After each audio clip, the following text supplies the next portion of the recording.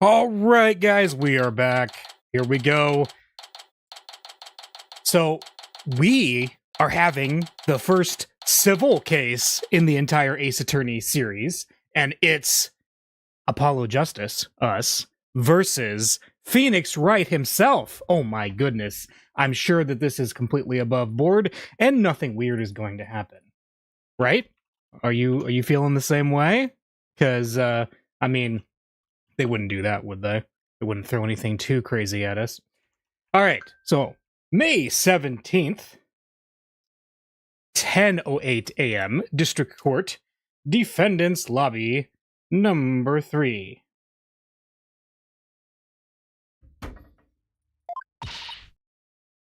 Just so you know, I'm not going to take sides.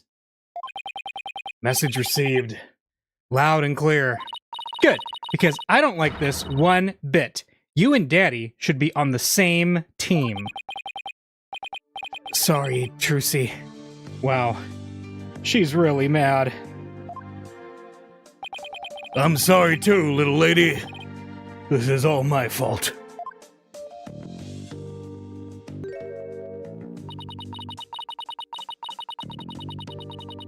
I'm just worried things will never be the same between Daddy and Apollo. If they go through with this.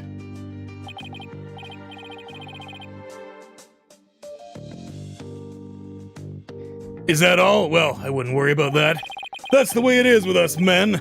We may fight, but we don't burn bridges. That's right. Men just have a good old fist fight and then we're fine. Right? Really? Sure. 1 minute we're trading blows, and the next we're having drinks together. We're simple creatures at heart. Ha ha ha ha ha ha! I sure hope you're right. Sorry I'm late, Apollo. Athena, there you are. What happened with you and Mr. Wright yesterday? Oh yeah, she didn't pick him up. Oh, about that. I ended up going to the wrong airport. I was waiting there, thinking his flight was really late, and before I knew it, I dozed off. That's a really weird way to write her out of the beginning of this. Okay. By the time I woke up, it was already dark. I figured something like that had happened. Being late and dozing off are two things you do best. Ugh! Guilty as charged. So then, I take it you have no idea what today's case is about? Not a clue. Sorry.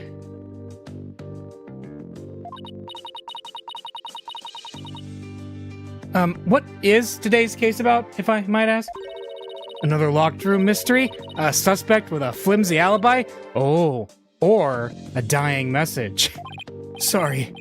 Strike 3, you're out. It's a civil case. A civil case? You act like I'm speaking Swahili here. It's just the Right Anything Agency specializes in criminal law. Or so I thought. In civil cases, there are no prosecutors, right? Instead, both parties retain an attorney. Right. And the other attorney is someone you know very well. Really? Who? It's Marvin Grossberg. No. That'd be funny. The trial will begin shortly. Please proceed to the courtroom at once. Okay, let's do this. Apollo, wait. Who's the other attorney? And where is Mr. Wright? No time to explain. Let's go. Okay. Right behind you. Oh, Athena, you're in for it. You're in for it. A civil case. Yes, it is a civil case. May 17th, 10:30 a.m., District Court, Courtroom number 6.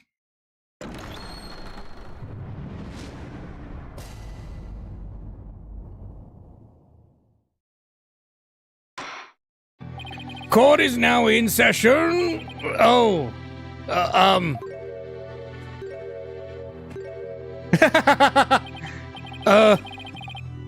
is this some sort of practice session? A mock trial, perhaps? No, it's not, Your Honor. It's the real deal, Your Honor.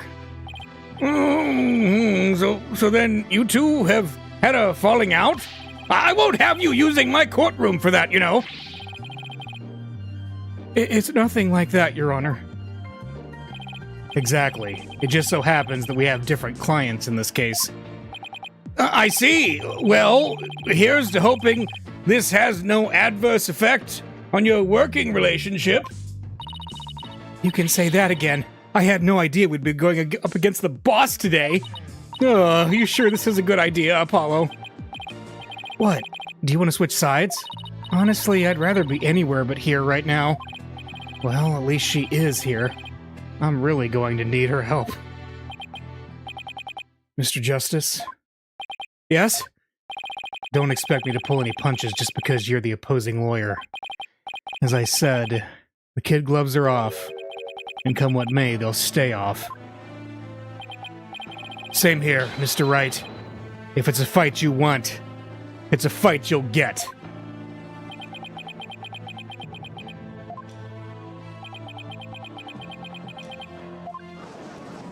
Oh boy. The final boss of the series is Phoenix Wright himself. No, not really, but... Yeesh. You guys are really chomping at the bit, aren't you? I don't mind a good fight between co-workers. Just keep this civil case civil. Now then, if the plaintiff would take the stand, we may begin.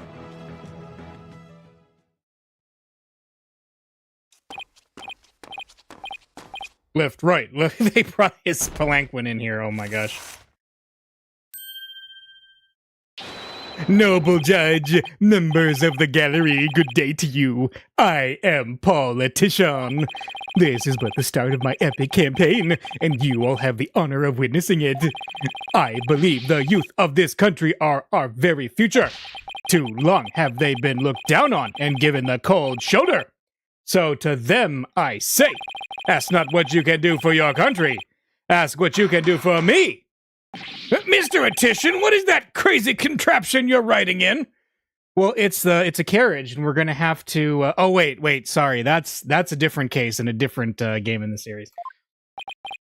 It's my custom-made election-winning campaign mobile. Beautiful, isn't it? You're at a witness stand, not a campaign podium, so come out of there this instant.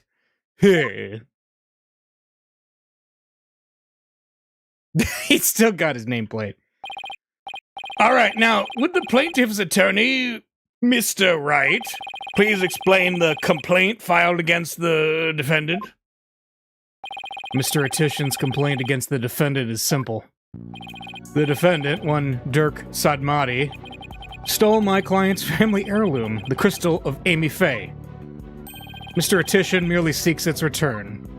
This wouldn't have happened if that archaeologist hadn't kicked the bucket. I see.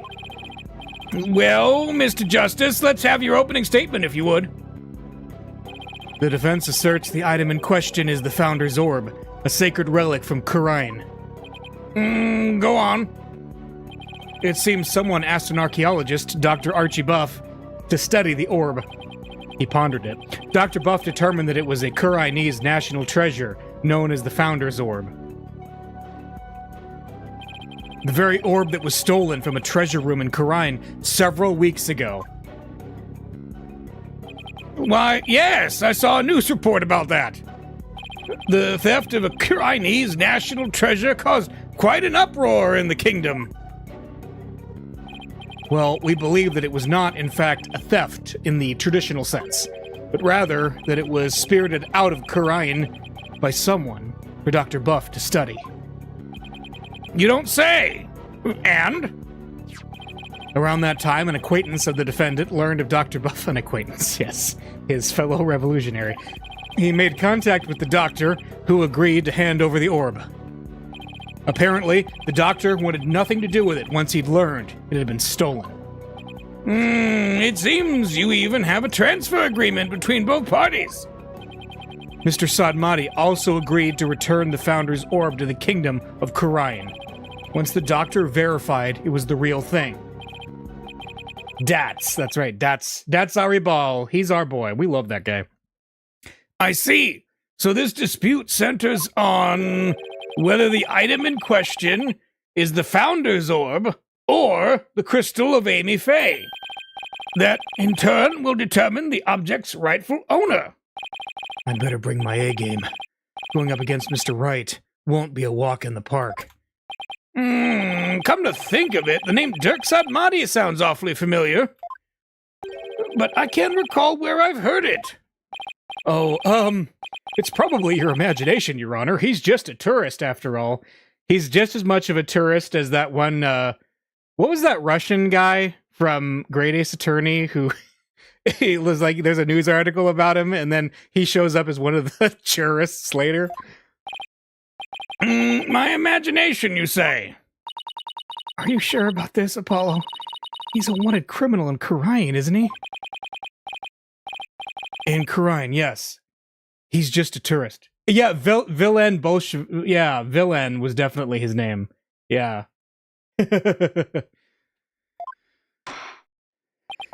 Very well, let's begin the proceedings. Bailiff, would you bring in the first witness?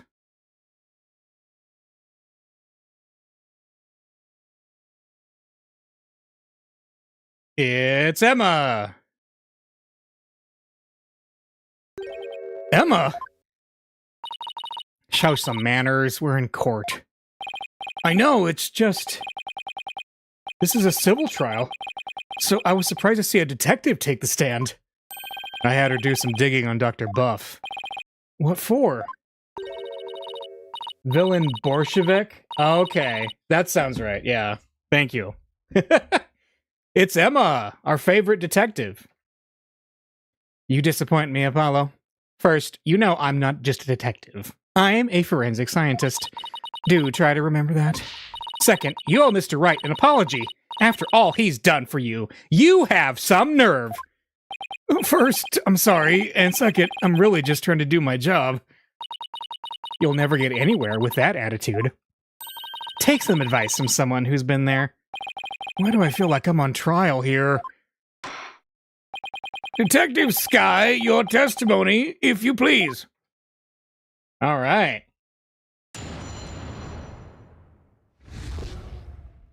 The doctor's dark secret. The police have had their eyes on Dr. Buff for some time. And just today, a number of stolen artifacts were discovered in his study. Among them were a priceless urn and a statue that were stolen from the Fae clan. It seems the doctor would do anything to study artifacts, including steal them. As for the relic at the center of this dispute, he likely stole it from the Attition residence. Wow. Thanks, Emma. For nothing. The doctor is a thief? Why am I just hearing about this now? Well, cat burglar isn't something he'd put on his resume. He was more careful than that. But the fact is, he was a classic treasure hunter. A treasure hunter, huh? Like people who have thrilling adventures in exotic places, risking life and limb for glory? I doubt Dr. Buff was the star of his own hit movie series, Athena, that has exactly 3 films in it. Exactly 3 films. Out of respect for the dead, I will say that Dr. Buff wasn't doing it to get rich. Also, the 3rd film would be the best in that series. Apparently, he only wanted to borrow artifacts to study them. He would then return them as soon as his research was finished. According to the doctor's child, he would even repair or restore some of the artifacts he stole before returning them. He believed he was honoring the dead by discovering their history through artifacts. But whatever lofty ideals he held, it makes no difference. Larceny is larceny. Yes, he certainly sounds no different from a regular thief to me.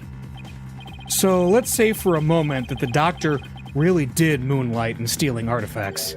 Might he not have stolen the Founder's Orb in Khura'in and brought it back here himself? Nope, there's no record of him traveling overseas over the past few years. Plus, he couldn't very well leave his reclusive child at home all alone. Then this really must be the crystal of Amy Faye. Yes, he stole it from the Attition residence. Probably so he could study it. This is the left hook I did not need. I bet you never saw that coming, Apollo. Yeah, when Mr. Wright said the kid gloves were off, he wasn't kidding. Yeah, it's a civil case at the moment. I'm sure that the final case in this game, at least final story-based case in this game, is not going to involve into something crazy. The Turnabout Revolution is just as revolutionary that it's a civil case, right? Right?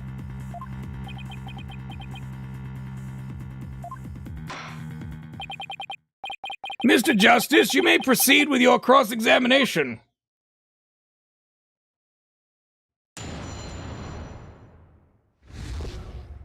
The doctor's dark secret. Here we go. The police have had their eyes on Dr. Buff for some time. All right. How exactly did Dr. Buff arouse the suspicion of the police anyway? Next series, we get plunged into the dark age of civil cases. Yeah. Oh my gosh. That is never going to get old. I love it. Chalk it up to good old-fashioned sleuthing. After investigating countless artifact thefts over the past few years, the police finally zeroed in on him, and the doctor became their prime suspect. A number of those artifact thefts occurred in Crime Village too, if I might add.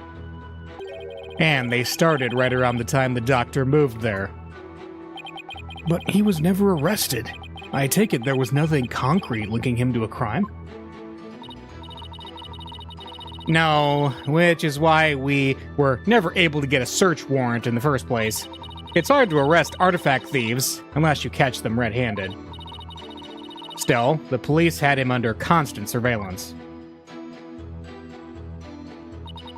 Okay. Number of stolen artifacts. Are you sure these allegedly stolen artifacts are the real deal? They're not fakes, that's for sure. Take the urn, for example. Apparently, it's an extremely intricate work of art. Its design, cracks, and other features would be impossible to replicate perfectly. That's right. They are, because somebody broke it and hastily tried to put it back together twice. Actually, I've had a few run-ins with that urn myself. So I was shocked to see it there in the doctor's study. I can say without a doubt that that urn was stolen from the Fae clan. Well, he's not wrong. Are they going to bring up the Shichishito statue as well? I see. Detective Sky, please continue with your testimony if you would. He's just had a few run-ins. Remember, it is illegal for us to mention what the run-ins were. It is the same urn that Pearls broke in Case 2 of the second game. Yes. Were any other stolen artifacts found besides those belonging to the Fays? Yes, for instance, she's going to bring up the statue, isn't she? Remember the large relief on the wall? It was chiseled out of some ancient ruins in the Kingdom of Khura'in several years ago. It's chiseled out? Didn't that damage it? Well, he did restore the parts that were so faded you could barely see them anymore. It seems he intended to return it someday, so one could say his intentions were good. But good intentions are no get-out-of-jail-free card. That's a fact. If I might add, with respect for the deceased, the quality of the restoration was apparently exceptional. It seems the doctor invested a lot of money in hiring an extremely talented specialist. He sounds like a good man who took a wrong turn somewhere. I guess Sarge takes after him in that way. Any further questions? If not, it seems the doctor would do anything to study artifacts, including steal them. Okay. Had these alleged thefts been going on for some time?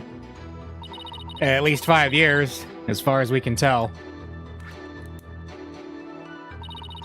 All the recent thefts had been local, but before moving to Crine Village, he had been stealing from ruins around the world. Dr. Buff was an international criminal? This data lends itself to but one conclusion. Dr. Buff was a thief.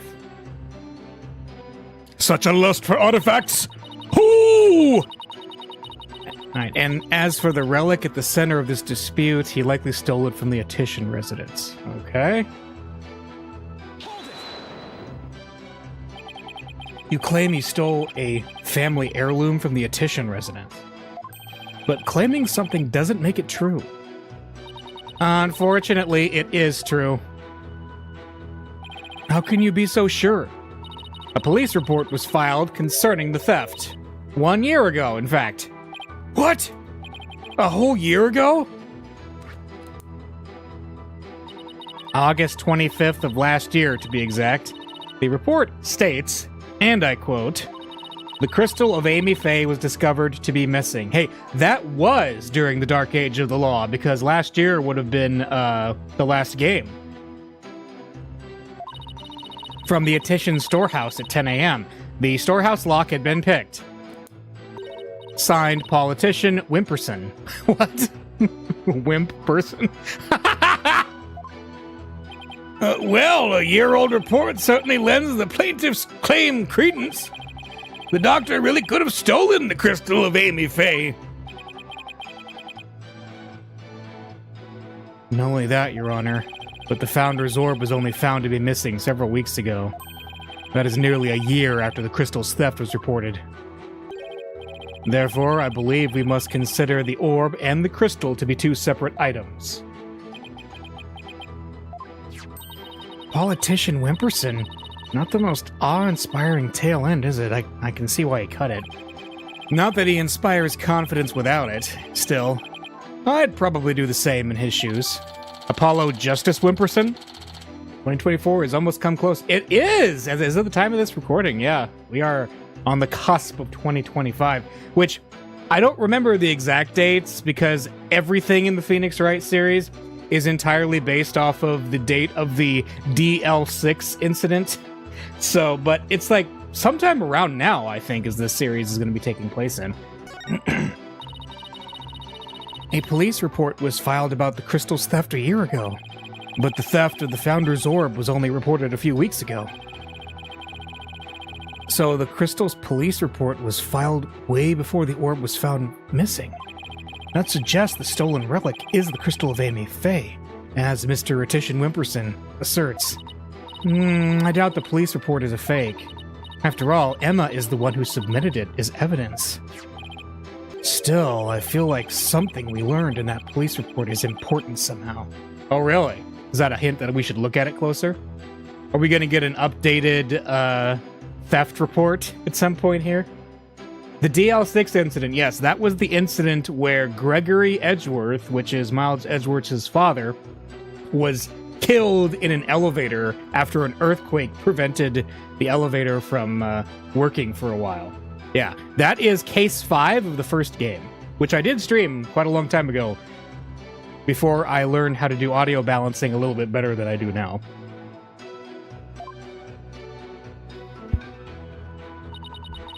All right, the police have had their... well, hang on a second. Let's look at that report we just got. All right. The crystal of Amy Faye was discovered to be missing from the Attition storehouse at 10 a.m. The storehouse lock had been picked. Oh no, I know, it's Kay Faraday. Those of you who haven't played Investigations yet don't know who that is, but she's basically Miles's Maya, and we'll get to her soon. She, for some reason, has a lot of people who don't really like her that much. All right.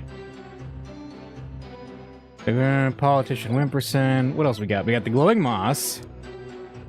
Stuck to the insole of the doctor's boot. Probably got there when he went to hide the Founder's Orb. Right. Doctor's reading glasses. The email. The reading glasses I don't think are important. The coat was for the picture Pearl drew. There's Sarge's drone. What's the email? Yeah, Kay Faraday. She is a thief in training. As I said, we haven't gotten to streaming her yet, but when we finish this series, I will be doing investigations, and we'll get to her. to paw711 at endmail from Dr. Buff. Subject research report. I deciphered the patterns and have yet to crack the riddle. The opaque crystal orb is the key. Dr. Buff, how is your research coming along? Okay. There's no date on that? The opaque crystal orb is the key. Okay. Well, there's the Founder's Orb. The opaque crystal orb. I'm curious about that.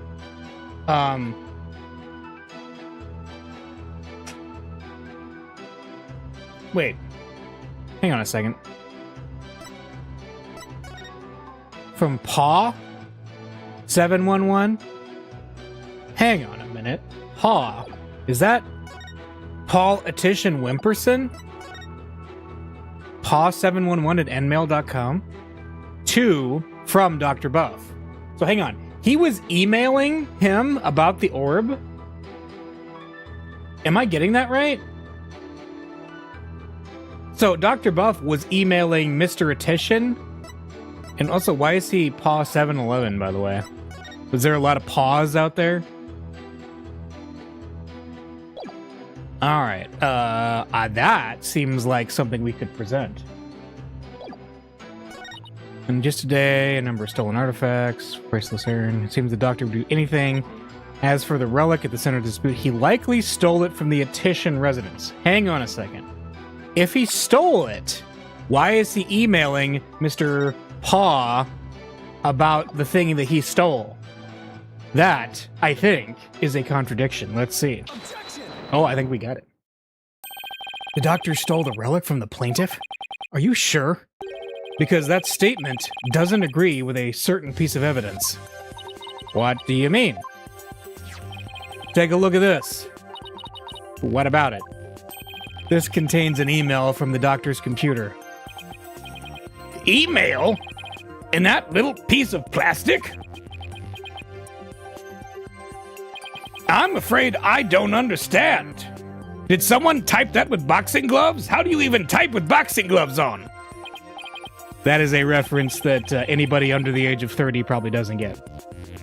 Oh, this stick here can store all sorts of computer data. I still don't get it. Here, just look at this. Apollo's bracelet isn't reacting.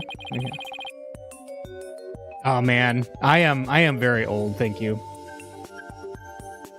I know at least somebody there would get it. Apparently the doctor was reporting his research findings to a certain individual. Now, take a look at this. It's the police report Detective Sky presented to this court. You can see the plaintiff's legal name on it. Paul Etition Wimperson. I can see why he dropped Wimperson from his name, but that's hardly breaking news. Look closer, Your Honor. Oh! His initials! Right. The plaintiff's full legal name is Paul Etition Wimperson. Now consider this. The email's recipient address starts with 3 letters. P-A-W? Oh! Don't tell me! Oh, but I will anyway. The individual who hired the doctor to study the disputed item is none other than Paul Etition Wimperson. Wait, then that means... Exactly. He wouldn't have asked the man who stole his family heirloom to study it. Therefore, how could this possibly be the crystal of Amy Faye? Ah!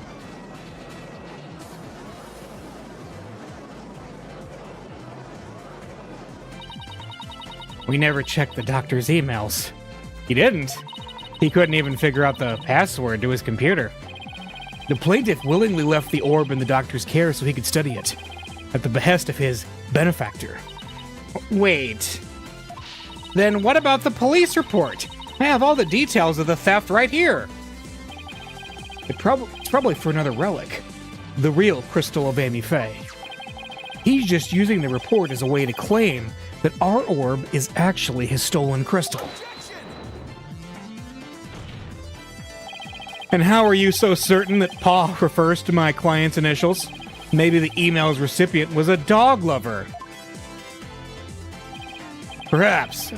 So let's get to know your client a little better, shall we? It's Gumshoe, obviously. It's his old dog Missile, who also features in the game Ghost Trick, which is a great game. Mr. Politician Wimperson? Yeah, hello. I suppose shutting down detractors is all part of a politician's job. Hey, detractors? What is he, a dark side-etition? Answer me this, Mr. Etition Wimperson. What is your shoe size? Your favorite food? Your birthday? Yes, the 7-Eleven. Your birthday. I want to know that. What is your birthday? Also, don't make your username your full birthday, by the way. That is terrible infosec. My birthday? It's July 11th, but what's it to you? Oh, I see. You can address birthday gifts to my office. But, full disclosure, I only accept gifts valued at $1,000 or more.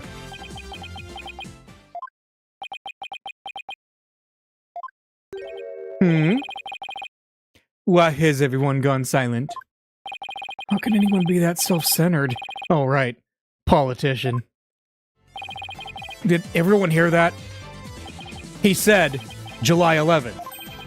July 11th, or rather 7-Eleven, matches the numbers in the email address. Both the name and birthday are a match. I hardly think that's a coincidence. Wait. What, you sneaky little... Looks like someone finally decided to join the conversation. Would the plaintiff care to explain? I would like to say that is quite what? Quite a thing you've said. Any other thoughts? No further comments. I stand by my previous statement. Bye. Yeah, what? You can't just walk away. Even politicians have to explain themselves in a court of law. I'm afraid I simply don't know how it happened. I can't possibly explain matters outside of my purview. Perhaps it was a mistake on the part of my secretary. Oh, no, you don't, you slippery eel. Mr. Wright, would you care to respond? I won't argue your assertion. My client lent the treasure in question to the doctor and asked him to study it. It seems that much is a fact. Now we're getting somewhere. However, it has no bearing on the issue of ownership. How so? Mr. Etition, I fully understand your position here. You had to hide the fact that you sent the crystal out to be studied. Your family would have been very upset if they had found out. It's a family heirloom, after all. You've got to be kidding me! Mr. Wright is, well, right, of course, but then he always is. That's why he's my lawyer. The crystal is a precious Etition family heirloom, and has been for centuries. But Dr. Buff was so eager to study its proud heritage, I just couldn't say no. I didn't even tell my grandfather. But in order to win the backing of your so-called benefactor, you were going to give what you claim to be the crystal of Amy Faye to that person? You were going to give a precious family heirloom away just like that? I was going to explain everything to grandfather later. Honest. My client's grandfather is very proud of his grandson for following in his footsteps, and if refusing him would have meant dashing the dreams of his darling grandson, I doubt the kindly old man could have said no. Well, grandchildren are meant to be spoiled. That's what grandfathers are for. Your Honor, please. I mean, it's been in the family for centuries. My grandfather thinks highly of my talents as a politician. That's why he entrusted me with this very important name placard today. Yeah, what? Okay. Look at that. So I'm sure he would have been okay with me using the crystal as I saw fit. Grandpa spoiled little brat. I think the judge is buying it, Apollo. No surprise there. He's always going on about his own grandchild after all. This is true. This is like a character thing for the judge. Excuse me. Can I leave now, Mr. Wright? I believe my work here is done. By all means, Detective Sky, thank you for your assistance. You're welcome. It's nice to testify at a civil trial once in a while. See you around.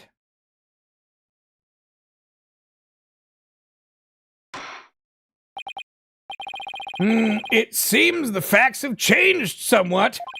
Mr. Titian Wimperson apparently lent his family heirloom to Dr. Buff. Mr. Justice, how would the defense like to proceed? Oh, alright, now what? Apollo, let's hear what they know about this so-called crystal of Amy Faye. Maybe we can find some inconsistencies in their statements. Right. Okay then, Mr. Wright, if the item in question really is an Titian family heirloom, then let's hear all your client knows about it.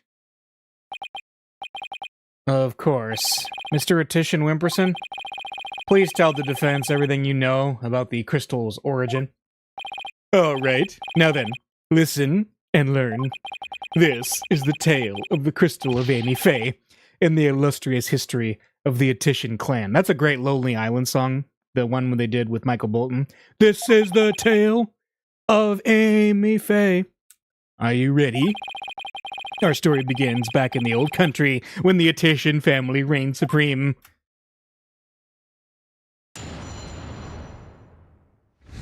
The old country, yes. The illustrious history of the Titian clan. My ancestor was praised as a benevolent ruler. He protected the spirit mediums, a minority back then, from the rest of the locals. Aren't they still a minority? There's like not many of them. We know 3. Some discriminated against them, you see, while others tried to abuse their power. As thanks, Amy Faye gave the crystal she had specially made as a gift to him. I am a descendant of that great lord. As such, my political power and influence is backed by centuries of history.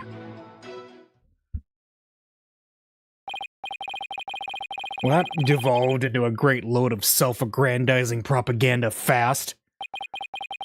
As you can see, the crystal of Amy Faye is an heirloom of the esteemed House of Titian.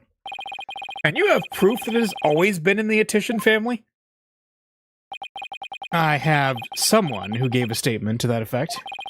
My client's neighbor, one Ives Shinetto, age 85, gave the following statement. The Titian showed me the crystal back when I was but a lad. Can we really trust the memory of an old man? Mr. Justice, would you care to explain that statement to the judge? Uh-oh. I didn't mean, what I'm trying to say is, never underestimate the memory of your elders. I may forget my verdicts the next day, but the memories of my past are clear as day. Therefore, I find Mr. Ives Shinetto's statements to be perfectly credible. Wow. Did you see how Mr. Wright got the judge on his side? That's definitely a trick I want up my sleeve. You're not helping, Athena. You may cross-examine the witness, Mr. Justice. Here we go. His testimony does not add up. You're right. Let's see. History. All right. Praised as a benevolent ruler. That object you set down there, is it something of importance to you? It's a name placard. This one here belonged to my grandfather, Abraham Titian. He had it custom made during his distinguished political career.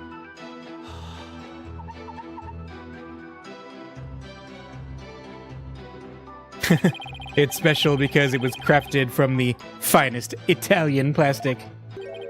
I wasn't aware the Italians were famous for their fine plastic. You can touch it if you want. No, I'm fine. Very well. I'll just continue with my testimony. My ancestor was praised as a benevolent ruler, but he was also an eminent politician. He protected the spirit mediums. Yes, okay. So I take it the relationship with the Fae clan was a close one. A smooth and open line of communication with my entire electorate. That is the politician way. Huh? Oh, sorry. I was asking about your ancestor. Heh.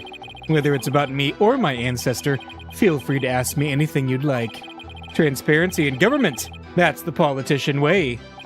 More like dodging questions. That's the politician way. Thanks, I'll be sure to ask when I have something you'll actually answer. As I was saying, the Attition family protected the Fae spirit mediums back then. Some discriminated against them, while others tried to abuse their power. Interesting. Spirit mediums were targets of discrimination? Yes. Some people even treated them like they were monsters. The transformation the mediums underwent when channeling spirits frightened the locals.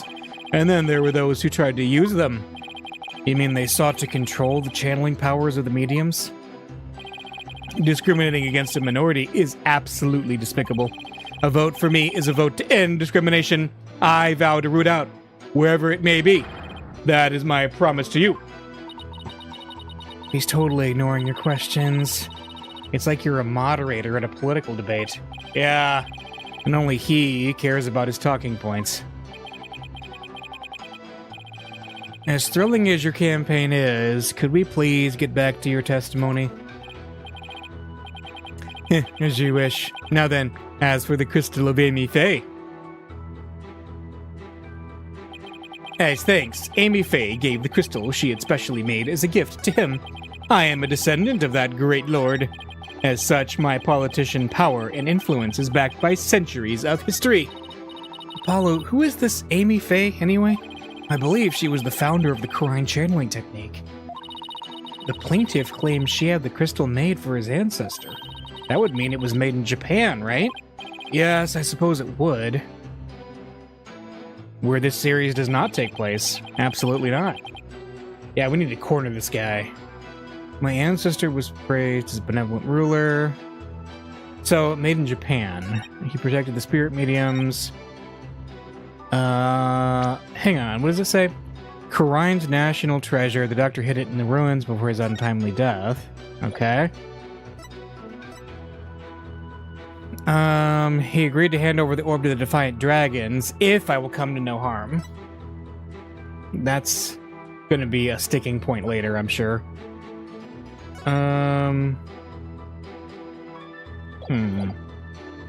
You see, as thanks, Amy Faye gave the crystal she had specially made as a gift to him. Alright.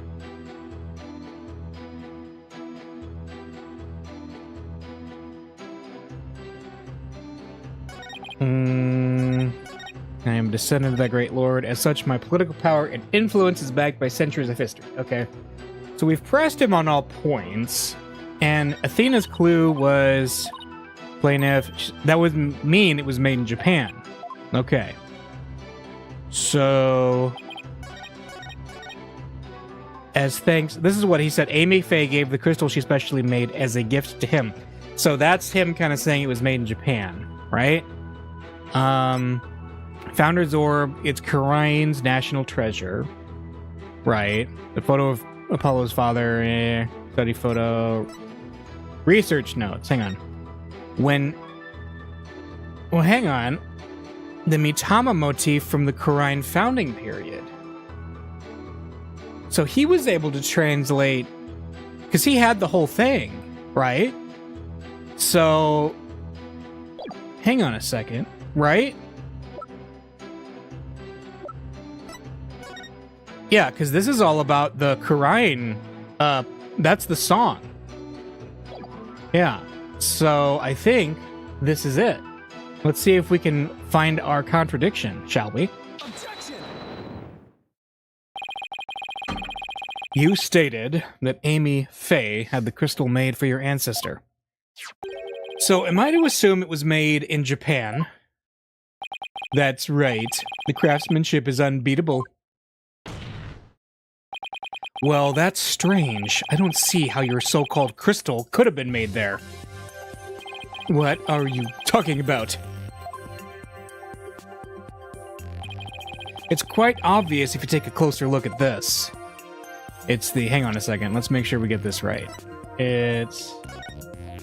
This crystal has been folded over 10,000 times. Yeah. Yeah. The relief there, right? So, this is Kurai's. Take a look at the distinctive design here. According to Dr. Buff, it's a Mitama motif dating back to the early days of the Kingdom of Kurai. The Kingdom of Kurai, huh? And you base this on... Here, this piece of evidence, Your Honor. These are the doctor's research notes on the Founder's Orb. This is the box in which the orb was originally stored. It features the same pattern as the one found on the orb. They do look like the same pattern. Therefore, I assert that the disputed item must have been made in the Kingdom of Kurai. Ah! Eek! My placard! Objection! He broke it. The Kurai channeling technique originated in the Kingdom of Kurai, and Amy Faye is known to have traveled there to train. With that in mind, what's to say she didn't bring that pattern back with her? Objection! But since this is clearly a Kurai's design, not even you can deny the possibility that it was made there, in the Kingdom of Kurai. Anything's possible to some extent. That doesn't make it true. So you can't conclude that the orb is from Kurai based solely on that pattern. If it were that simple, I could just as easily say it's Japanese.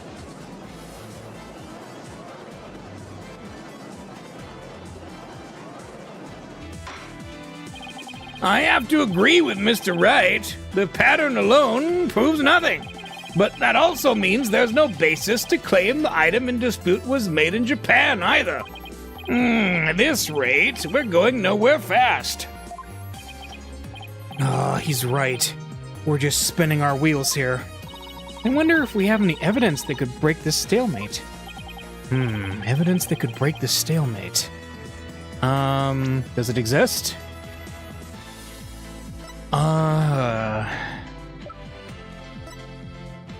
Yeah, or the poem, right? Because it was the poem that opened the case. It's gotta be, right?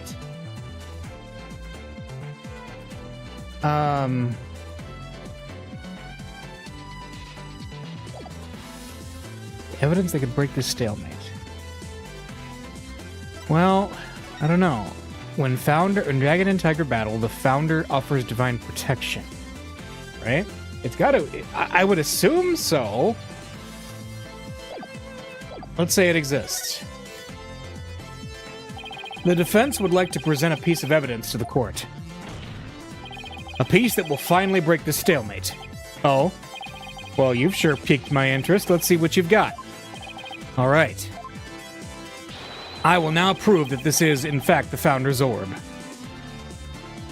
Ooh, you know, I just realized... this proves it was hidden in a Kurai's thing, right? I mean, let's present it. Let's see. And just how does that piece of evidence prove that the relic is the Founder's Orb? It doesn't, does it? Not by any means I can fathom. Sorry, Apollo, but I have to agree with the boss on this. Me too, actually. Me three, defense. Okay. Yikes. Time to think that one over again, Mr. Justice. Yes, Your Honor. Evidence that could break the stalemate. Okay, it shot us back here, and I'm wondering if that means that it doesn't actually exist yet. Because, okay, I thought that was the thing, but really all it proves is that he had it hidden in that object, right? He had it hidden there, and that was the locking mechanism. It doesn't actually prove that this is Kurai's. So, unfortunately, we're going to have to probably say it doesn't exist. Let's see. There doesn't seem to be anything we can use. At least not at this point. Well, unless we can find something, this trial won't be going anywhere.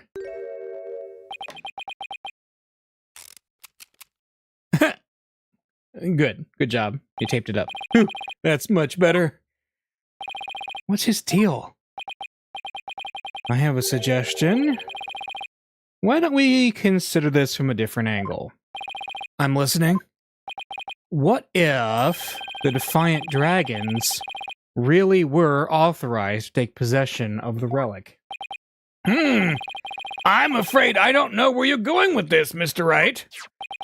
Consider the orb transfer agreement, which states I agree to hand over the Founder's orb to the Defiant Dragons if I will come to no harm. What if, as the last part suggests, this was written under duress? I knew it. That would render the agreement null and void. What are you suggesting, Mr. Wright? While you were on your little cave expedition, I was investigating Dr. Buff's accident. And there was something you overlooked, Mr. Justice. Namely, that his accident might have actually been murder. What? I'm shocked. I'm not that shocked. What? Murder?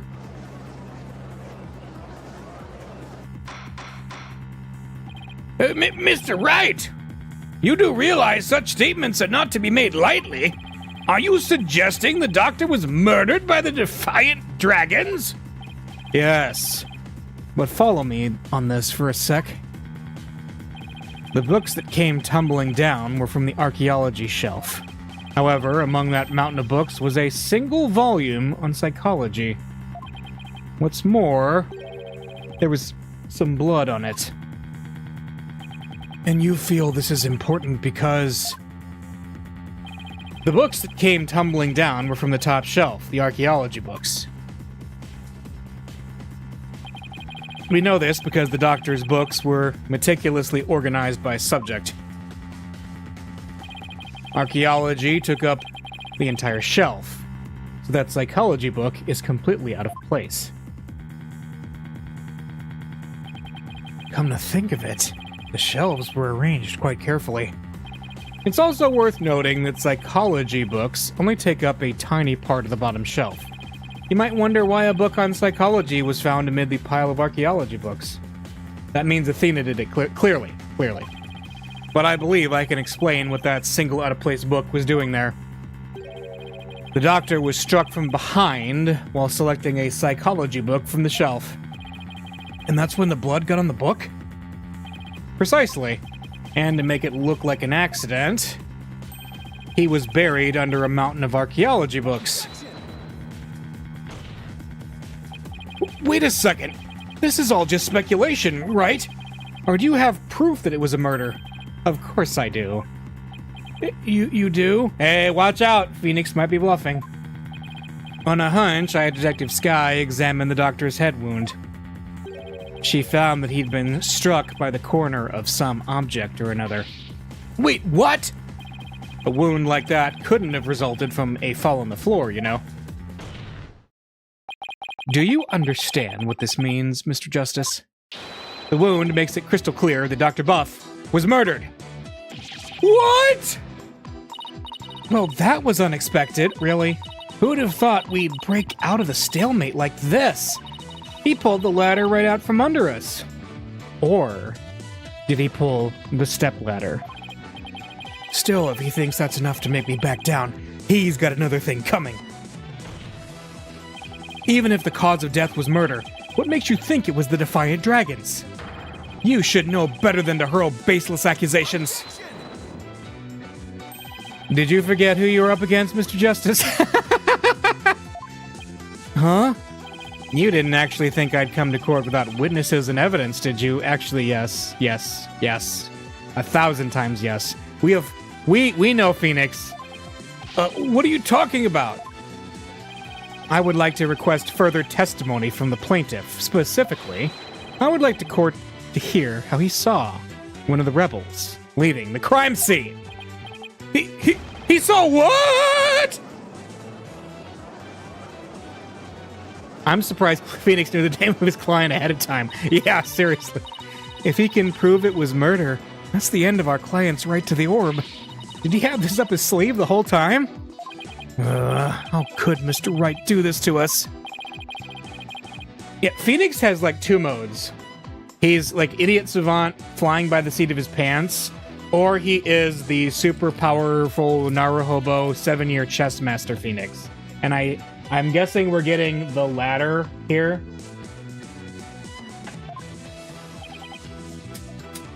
Heh. Nothing personnel, Apollo. This trial has taken another unexpected turn, but I must mention, Mr. Wright, that you have yet to identify the murder weapon. The object used to commit the murder was not located at the scene of the crime. The murderer likely disposed of it elsewhere. Dr. Buff's autopsy report added to the court record. Well, I never thought we'd be deliberating the issue of murder at a civil trial. All right, Mr. Titian Wimperson, your testimony, if you please. Welcome back. Prepare to be dazzled. Dazzled by charismatic oration forged in the crucible of campaign battles.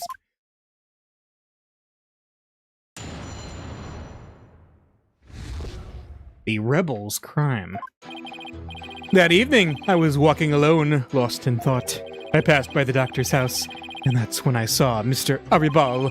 He was running out the front door. It was around 10 at night. Surely that must have been him fleeing the scene of his crime. A vote for me is a vote to end such violence. That is my promise to you. All right.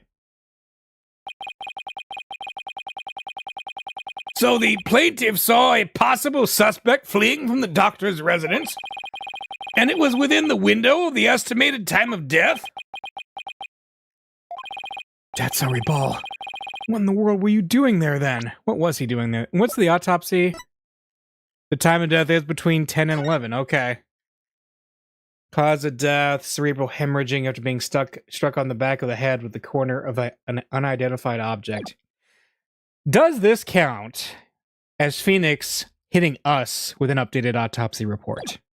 What do you guys say? Study photo. All right. Titian saw Dats fleeing the scene the night of the murder. One of the books is stained with coffee and blood. It seems Mr. Aribal was loitering around Kurine Village that day. There's evidence he was in the doctor's study as well. Isn't that right, Mr. Justice? Oh, you mean the suitcase? Exactly. He must have been in quite the rush to leave that behind. Oh, and by the way, Your Honor, Mr. Aribal just so happens to be sitting in the gallery today. Oh! Ah! See? That's him trying to escape as we speak, of course. Bailiff, don't let that man get away! Right, you backstabber! Why are you doing this to me? Is he in on it? Whatever's going on? All right, the counsel/defense may question the plaintiff/witness once more. Please proceed, Mr. Justice. Cross-examination. The rebel's crime. That evening, I was walking alone, lost in thought. Why were you taking a walk? Society is inundated with serious problems that must be solved, and as a politician, I'm always on the job thinking hard about possible solutions, even on my walks. Thanks for the non-answer. While we live out our comfy lives, there are starving children who suffer in the back alleys of our major cities. It's not in me to ignore such suffering. A vote for me is a vote to end hunger and for world peace. Yes, Mr. Titian Wimperson, we are well aware of your outstanding character. Now, please continue with your testimony. I can practically hear my poll numbers surging. Now, on with my speech. After all, the voting public must be informed of the magnificence that is me. That's right, buddy. You're the best. I passed by the doctor's house, and that's when I saw Mr. Aribal. Where exactly were you when you saw Mr. Aribal? Right here, under this tree. I saw him dashing out of Dr. Buff's front door. Okay. I guess that would make sense. Yeah? Okay. And he didn't notice you? No, I was hidden by the tree. Is it really all that important to know from where the plaintiff saw Mr. Aribal?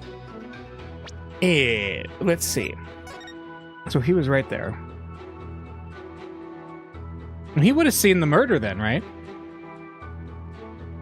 Supposedly.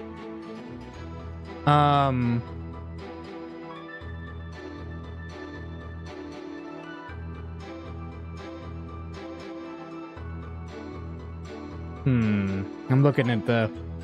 I'm trying to, like, triangulate here. So if he was there, he would have seen... Because he died right around here, right? So he would have seen that. Yeah, I think it is important. Yes, yes it is. Yes, I believe it matters a lot. I ask that it please be added to the witness's testimony. Alright. I was under this tree when I saw Mr. Aribal. Alright.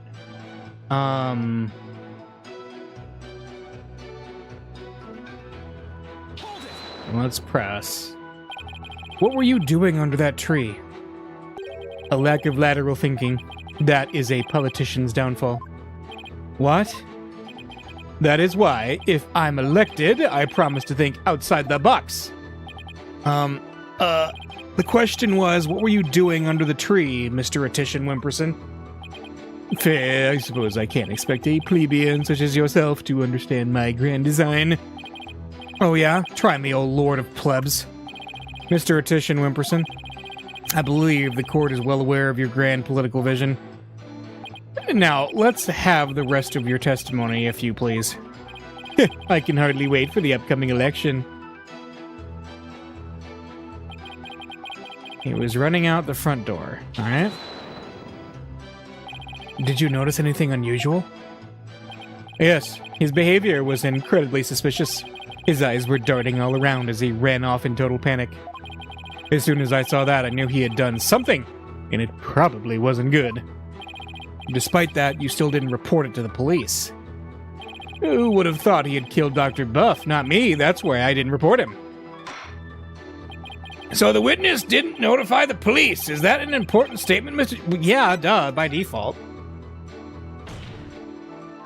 Yes, it's important. I request that the witness add it to his testimony.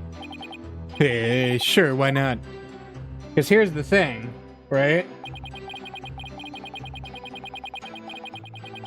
I had no idea that Dr. Buff was dead. That's what I said before, right?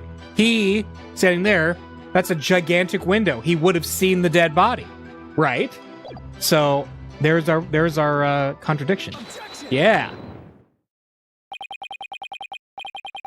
Mr. Attition Wimperson, rather than Mr. Aribal, wasn't there something else that should have had your undivided attention?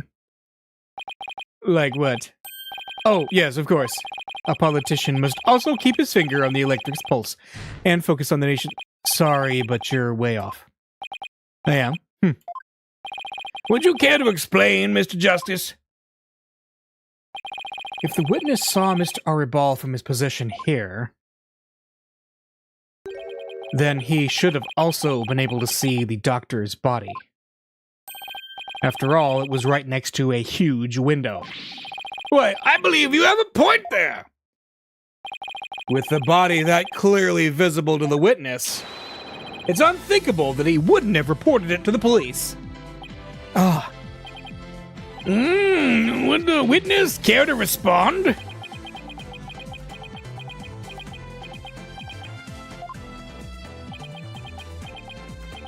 Did he fall asleep? Mr. Attition Wimperson?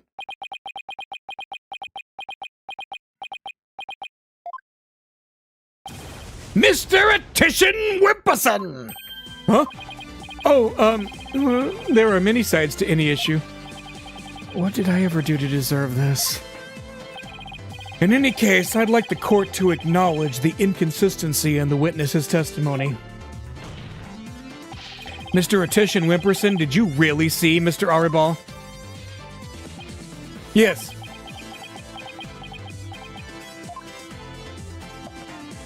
Okay. Where do you think you're going? Oh, I thought I'd return to my seat, seeing as I had already answered the question. This isn't some small town hall debate, so you just stay right there until I say we're through. I'll have to run that by my campaign manager before I... Blair.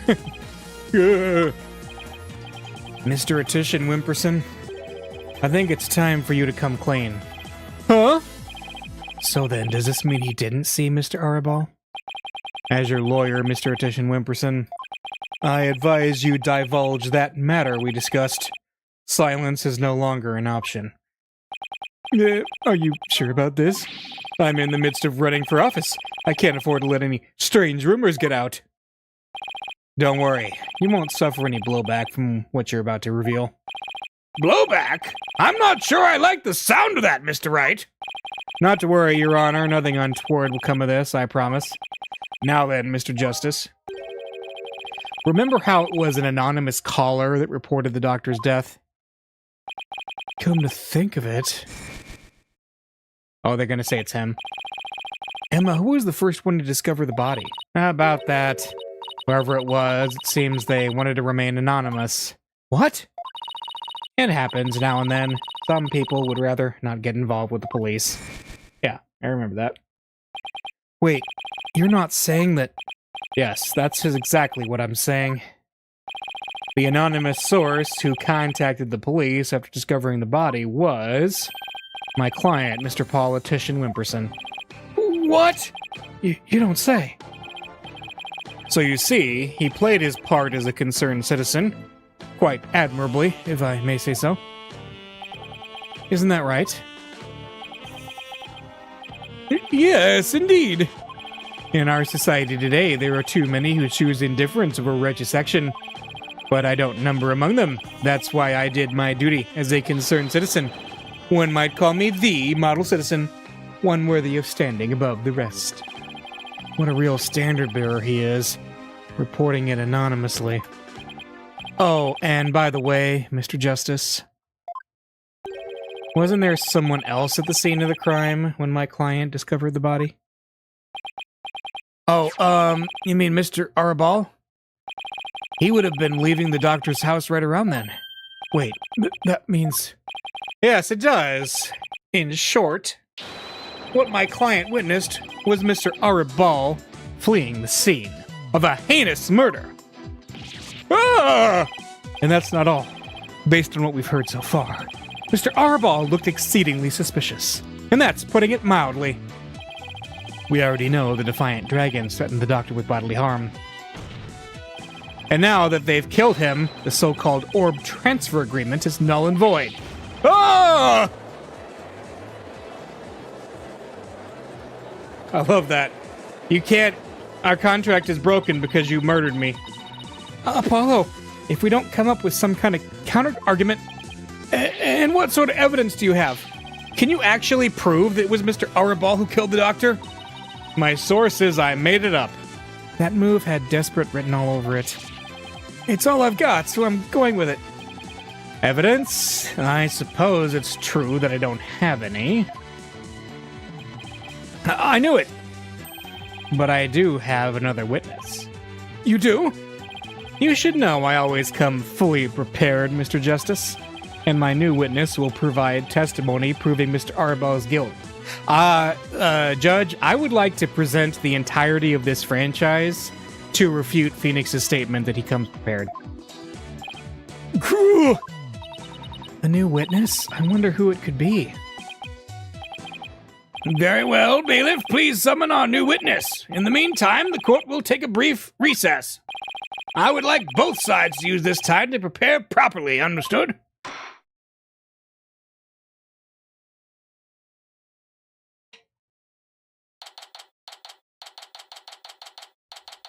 May 17th, District Court, Defendant Lobby number 3. Wow, I knew Mr. Wright would put up a tough fight, but yeah, just when I thought we had him, he turned the tables on us. He really is the turnabout terror. We can't let him blindside us again. Looks like they got me again. 3 times in 1 year. That's a new record. Dats, please, no more new records.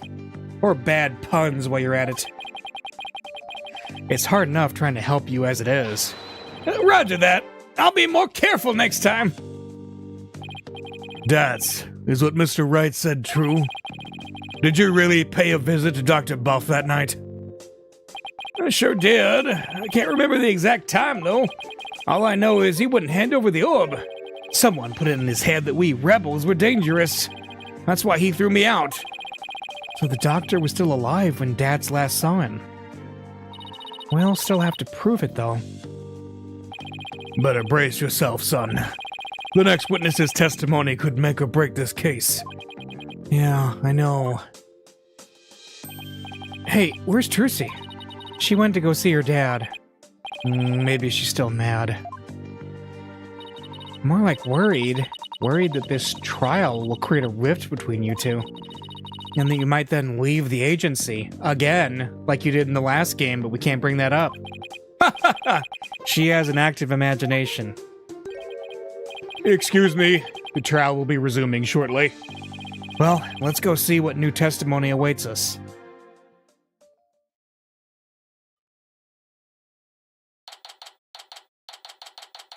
May 17th, District Court, courtroom number 6. I'm going to predict now that it's Sarge. We're going to be cross-examining Sarge. And given this series, I bet we're going to be cross-examining the drone.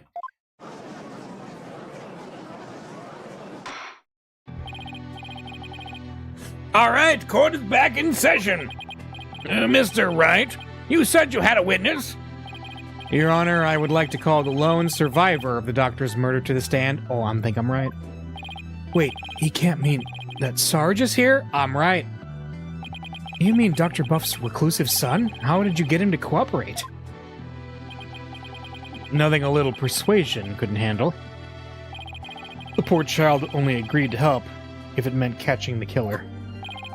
Getting a kid like that to overcome his fear. Now that's impressive. This must be really important testimony for the kid to come out in public like this.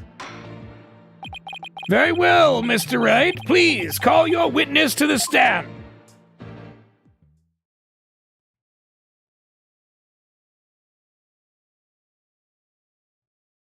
It's the drone, I knew it! Oh, my! Sergeant Buff at your service, sir! He's here as the drone? Really? Mr. Wright, what exactly is the meaning of this?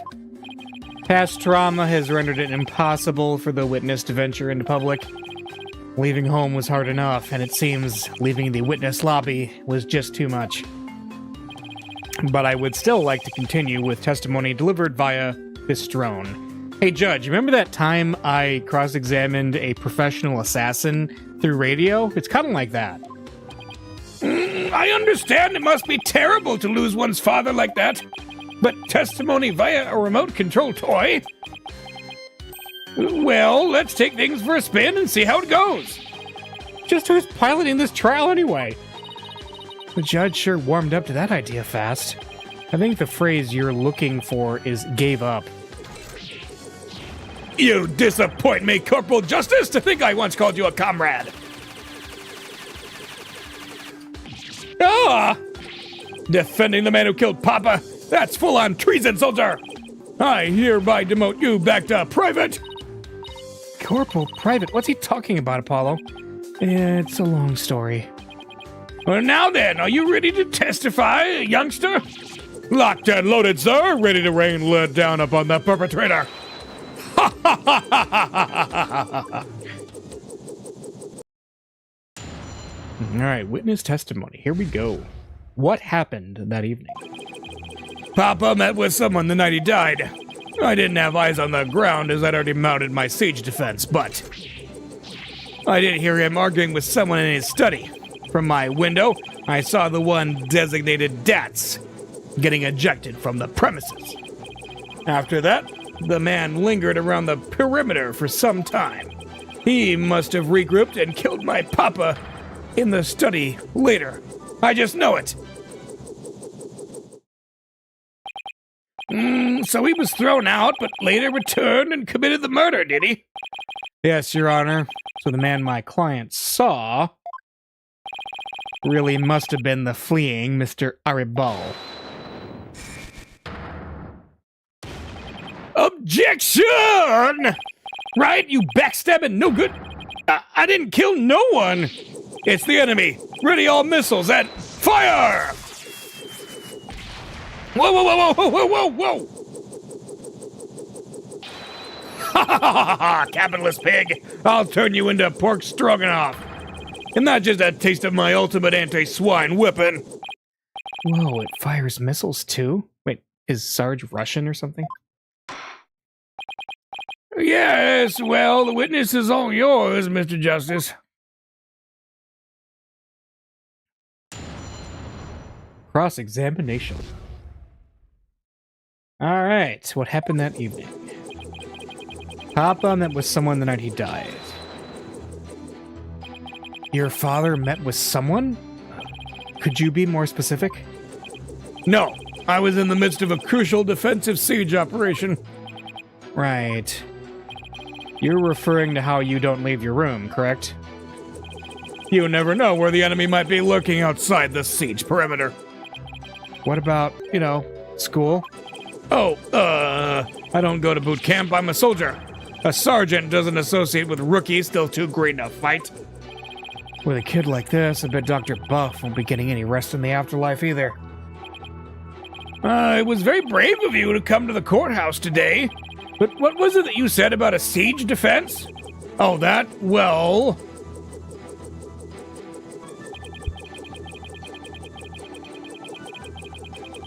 I didn't have eyes on the ground as I'd already mounted my siege defense. So, when I was first reading this, that one stuck out to me because the drone has a camera and a microphone.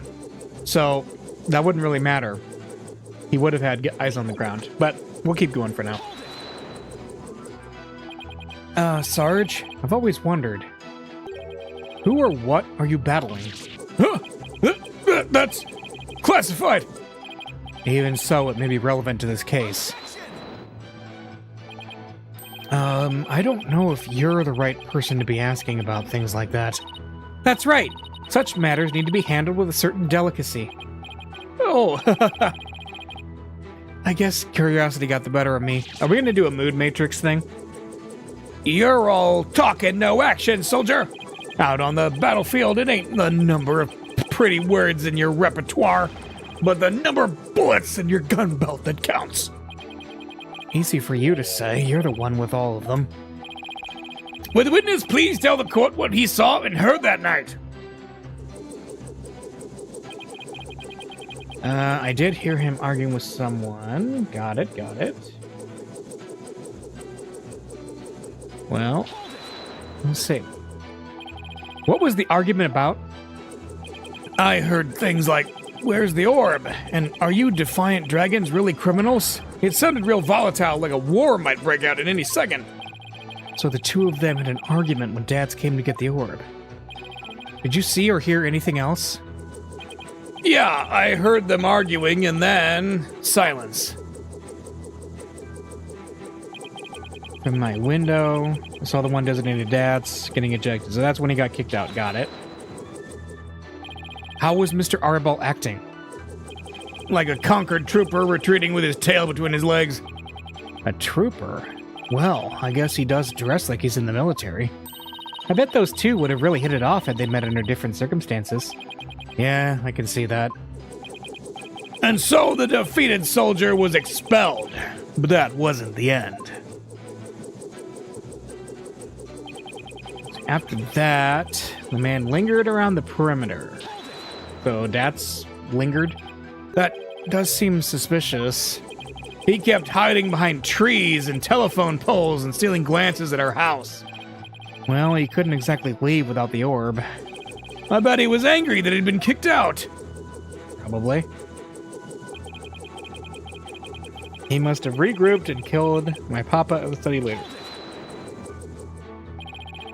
But you don't keep your front door unlocked? If so, then anyone could have got in. That's true. Papa didn't keep our house locked up.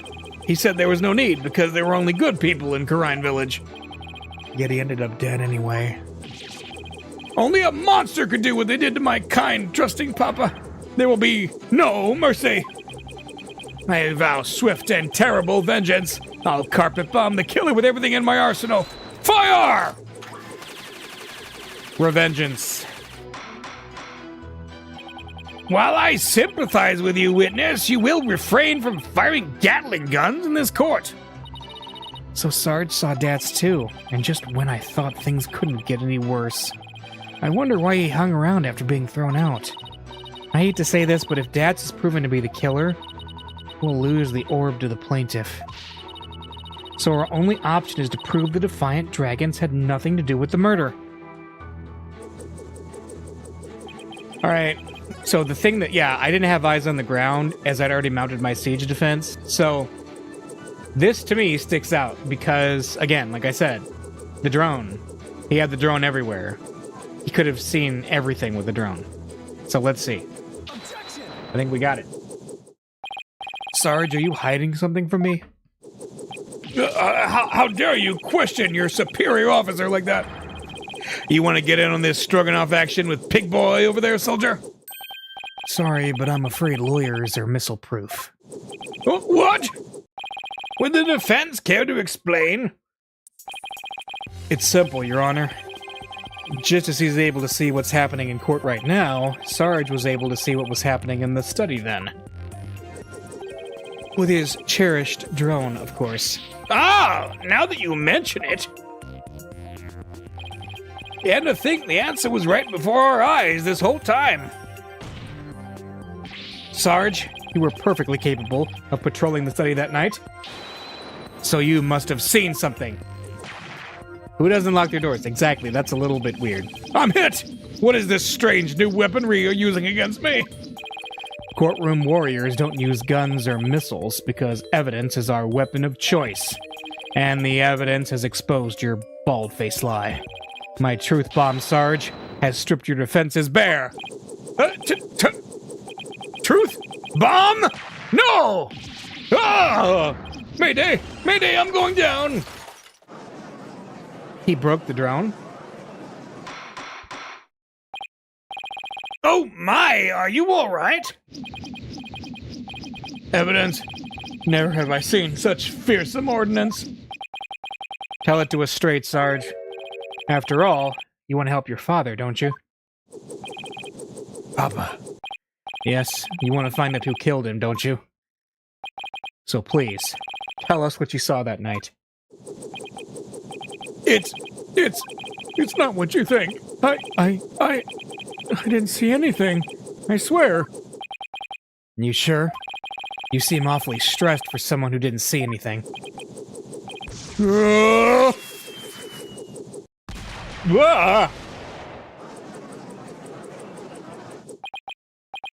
Sarge, you need to answer my question. Shut your pie hole, maggot! It'll be a scorching day in Siberia before a lowly private like you orders me around. And what's with him in Siberia, of all places? We did call you a capitalist pig. But if a scorching day is what it'll take, then maybe it's time to turn up the heat. Hey, Athena? You think a therapy session might help? Well, it could help alleviate some of his anxiety. Plus, I'm picking up a lot of discord in Sarge's voice. I bet he does use discord a lot. That usually means the patient wants to say something but can't for some reason. And in Sarge's case, I imagine whatever's plaguing him is pretty severe. In that case, I leave it to you and your mood matrix magic. You got it! Your Honor, I believe I can be of help here. Time for a therapy session, is it, Miss Sykes? Yes, it will help the witness with his anxiety, maybe even enough to testify. Then by all means, please bring the poor child out into the light of day. Oh, but I assume this will be all right with you, Mr. Wright. Why not? It's not like we haven't been through this before. What are you butting in for, lady? There ain't a place on this battlefield for you. I beg to differ, Sarge. This G.I. Jane's always ready for a fight in the courtroom. And wait until you see what I've got in my arsenal. Analytical psychology. With it, I'm gonna blow a big ol' hole in the armor you've built around your heart. Whoa! First evidence, now analytical psychology? Where are these WMDs coming from? Well, if it's a battle you want, bring it on. You may have started this war, but I'm gonna end it. Corpswoman Sykes! You got it, Sarge. Time to seek out the agony buried deep in your heart. Brace yourself. It's Widget again. Wow.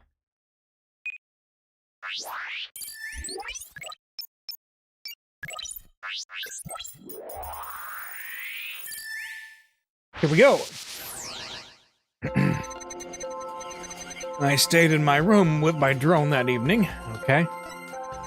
I heard Dats and Papa arguing with each other. Okay. He was sad that he was staying in his room.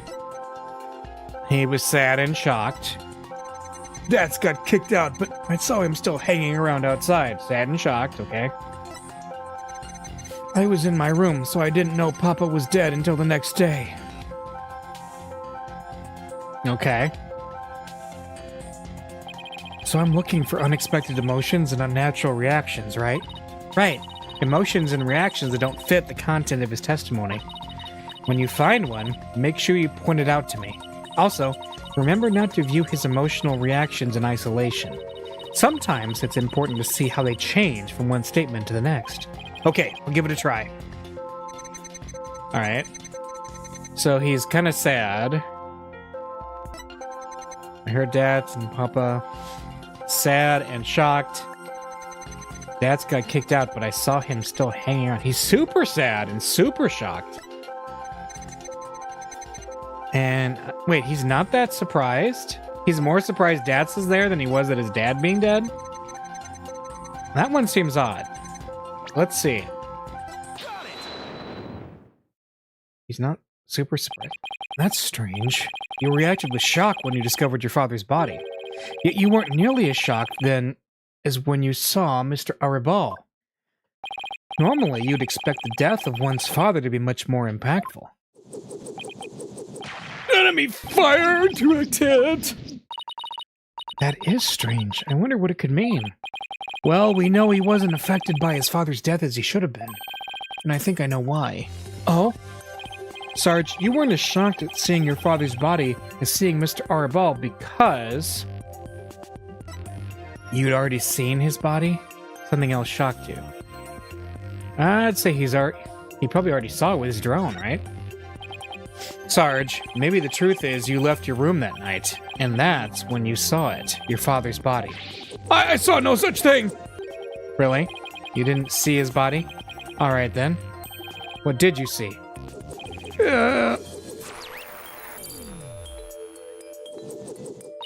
Look, Apollo, we've lost some noise. So just as I suspected, he really did see something.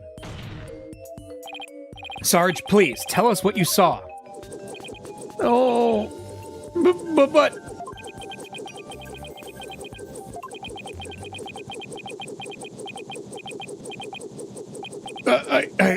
The moment I saw it, I couldn't bear it. I couldn't stand to lose yet another loved one. Huh? Am I missing something here? Is that why you weren't very shocked when you found out your father was dead? Because you had already sensed that he was a goner somehow? Maybe.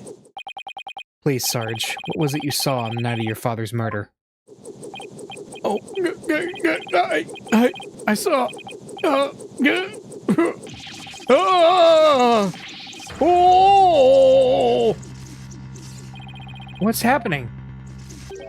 I don't like where this is going. Yeah! No more, please! Eek! Help!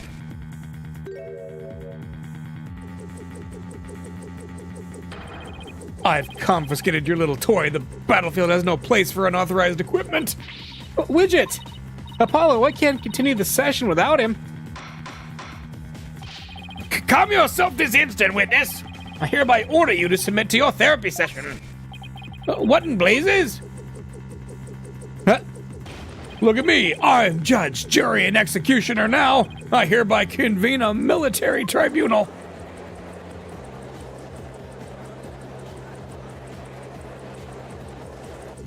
Whoa, this has gone way too far. Bailiff, arrest that drone this instant. Stop resisting.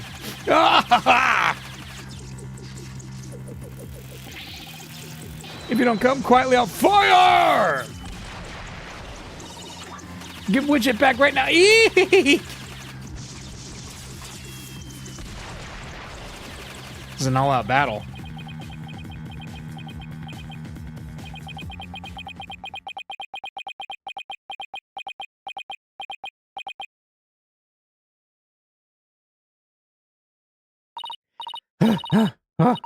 Phew, finally got him back. Nice work. This witness is truly a handful. 2, 3, 4. Oh. Miss Sykes, what's the witness's current psychological state? Let's see. He's emotionally all over the map. So is that a control of emotions or in control of him, huh? Does that mean we can calm him down if we can figure out the root cause? Yes, so let's see what we can find. Sarge, can you hear me? Oh, is that you, Corpswoman Sykes? I'm here. Now, I want you to take a few deep breaths. Just try to relax. Try it with me. Breathe in, breathe out. Breathe in, breathe out. In, out, in, out. And now, let your emotions take you where they will. Go on, just let it all out. Whoa! All forces attack! That's the least relaxing breath exercise I have ever seen.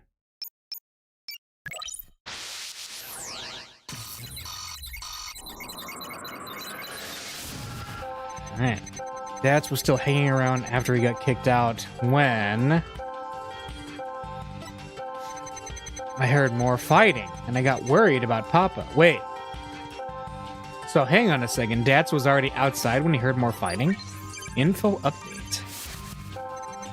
So I left my room, but suddenly I got dizzy and passed out. I remember a flame lighting up the room. Oh. And Papa grinning with delight. That's when he must have killed. He must have been killed if only I hadn't passed out. Alright. Hang on. I remember a flame. That's what's making him freak out. The fire, for sure. Because his mother's death. That's it. Sarge, you were overcome with shock and fear when you saw those flames, weren't you? Was I? Yes. Just 6 months ago, you and your mother were caught up in an arsonist's blaze. So it's no wonder you would be extremely scared of fire. Yes, that doesn't make sense. And maybe, just maybe, your subconscious fear of fire was what caused you to withdraw from the world.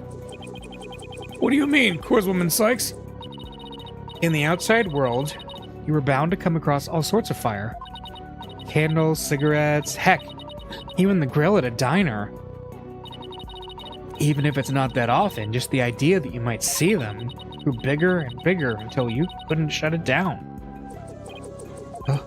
I think you might be onto something.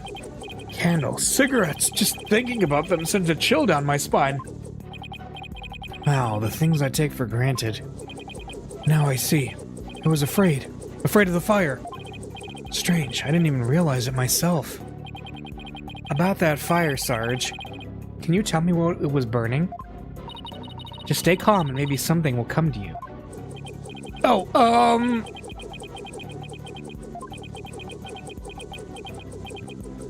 Oh! I'm starting to remember. It was that relic. That relic Papa was studying. He lit it on fire? It was on fire! What?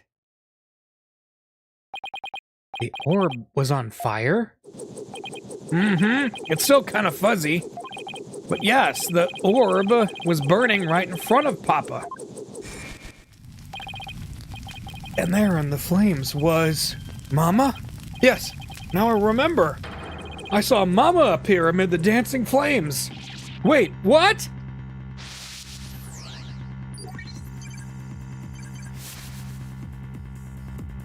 What? What the heck? Alright. What's going on here? Maybe it's a memory from the fire that killed his mother. He might be confusing it with what really happened when his father died.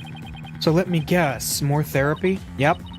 But this time, it seems there's an inconsistency in his statements. And I think we should be able to prove it with the evidence at hand. I hope this inconsistency is the key to proving that the relic really is the Founder's Orb.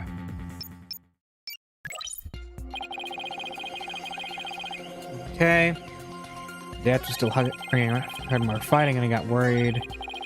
So I left my room, but suddenly got dizzy and passed out.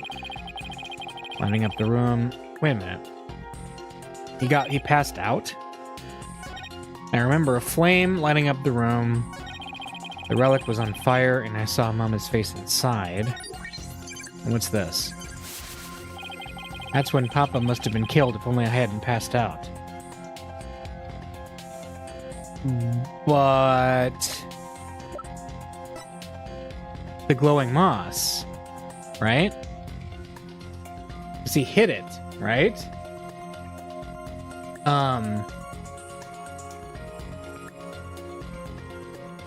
Or, hang on. Stuck to the insole, probably got there when he went to hide the Founder's Orb. Can we do this? No, never mind. There's an inconsistency in Sarge's testimony. Is that so? Would you be so kind as to point it out to the court? Well, if you're going to put me on the spot like that, I admit my confidence is waning. I could say the same about my confidence in you, Mr. Justice. I wish you wouldn't, Your Honor.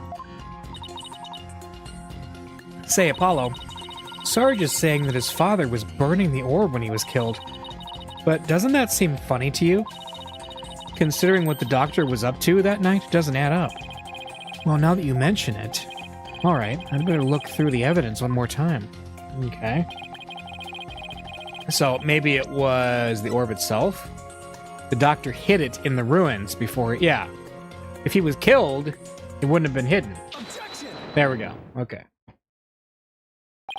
Don't blame yourself, Sarge. After all, even if you hadn't passed out, the outcome would have been the same. What do you mean? I'm talking about the time of death. Your father wasn't killed right after you left your room. What? Explain yourself at once, Private Justice! You said you saw your father burning the orb, right? But that night he went out to hide it in a cave. So what you saw, Sarge, was something that happened before your father left to hide the orb. Ah! So you see, you didn't pass out right before he was killed. You passed out right before he left for the cave to hide the orb in the ruins within. So, even if I hadn't passed out? That's right. The outcome would have been exactly the same. That's because your father, Dr. Buff, was killed after he returned from the ruins. And therefore, Sarge, there's no need for you to blame yourself. Oh, I see.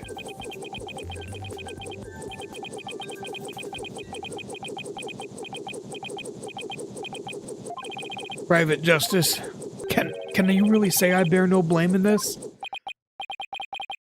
Why do you ask? Because the truth is, if I hadn't engaged in my siege defense, Papa would still be alive. Sarge, Papa wished nothing more than for me to lead a happy, healthy life. That's why he quit his job and moved us out, away from the big city. But even then, I didn't have the courage to set foot into the outside world. And in the end, I failed to make Papa's wish come true.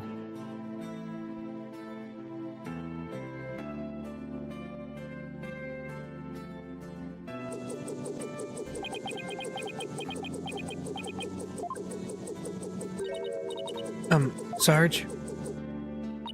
If you want to make your father's wish come true, if that's what you really want, then who's to say it's too late? Why don't you take the first step now? My first step? That's right. You can cast off all your regret. You can stop standing still and start moving forward. You have the power within you. I know from experience. I know what it's like to feel like you do. But only you can decide to take that first step.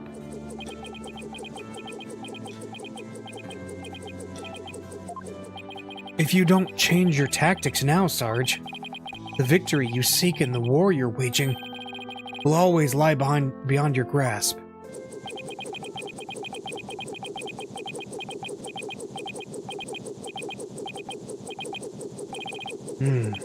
I think I understand now. I've made up my mind. As of this moment, I will suspend my siege defense indefinitely.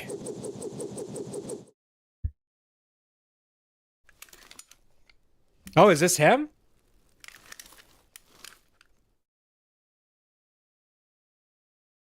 In a wheelchair?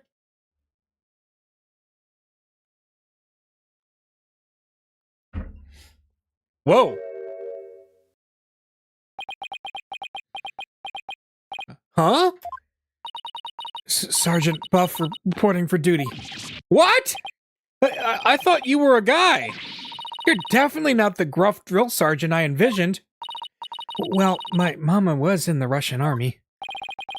I was just as shocked, but it certainly explained a few things when I found out too. May I introduce to you Miss Army Buff, age 12. No way! Careful, soldier. Don't forget, I could blow you away at a moment's notice. She's just too cute. So, have you always been in a wheelchair, Sarge? Negative. Only since I was injured in the fire. Your voice sounds awfully different from before.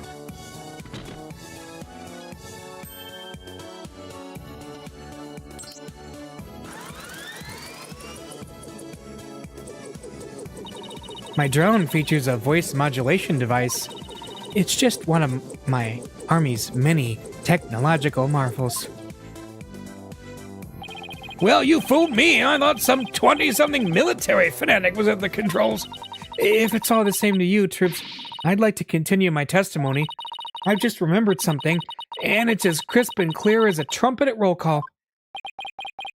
What did you remember? It wasn't my mother who appeared in the burning orb. It was some lady Papa had shown me a picture of a long time ago. He said it was the Holy Mother, the founder of Kurianism. She appeared right there, right in the burning orb. Oh, her face? The one that's forbidden to be depicted? Huh? What did you just say? Oh, Phoenix didn't know this.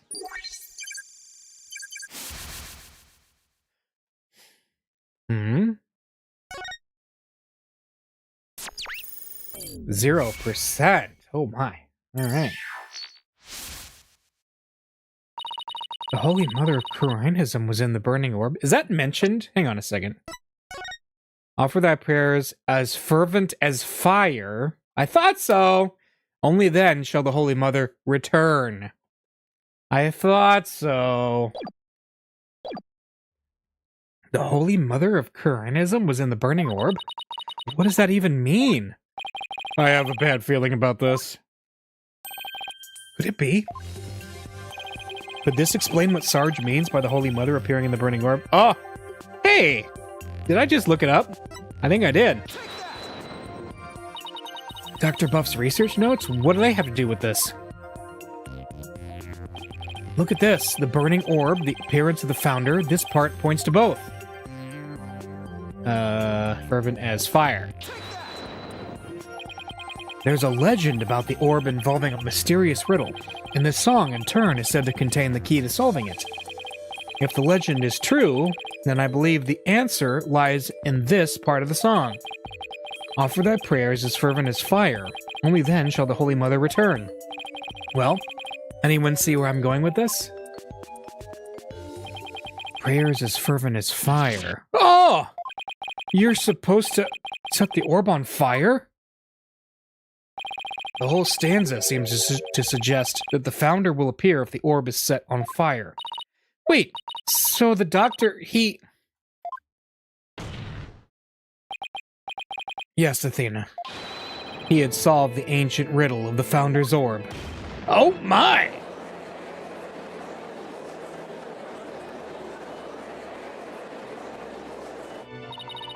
Papa was a great archaeologist, so I believe in him, and I want to believe he achieved his long-time dream of solving that riddle before he died.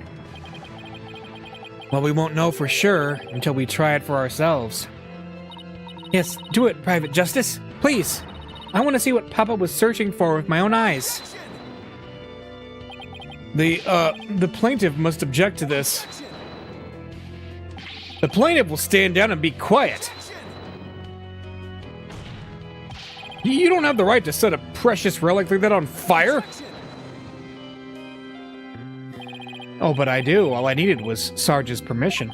Since we still don't know if this treasure is the Founder's Orb or the Crystal of Amy Faye, and the ownership rights the Doctor had now belong to his daughter. Therefore, you have absolutely no right to stop us. Very well, Mr. Justice. I never thought I'd be saying this, but you may burn the evidence. All right, here we go.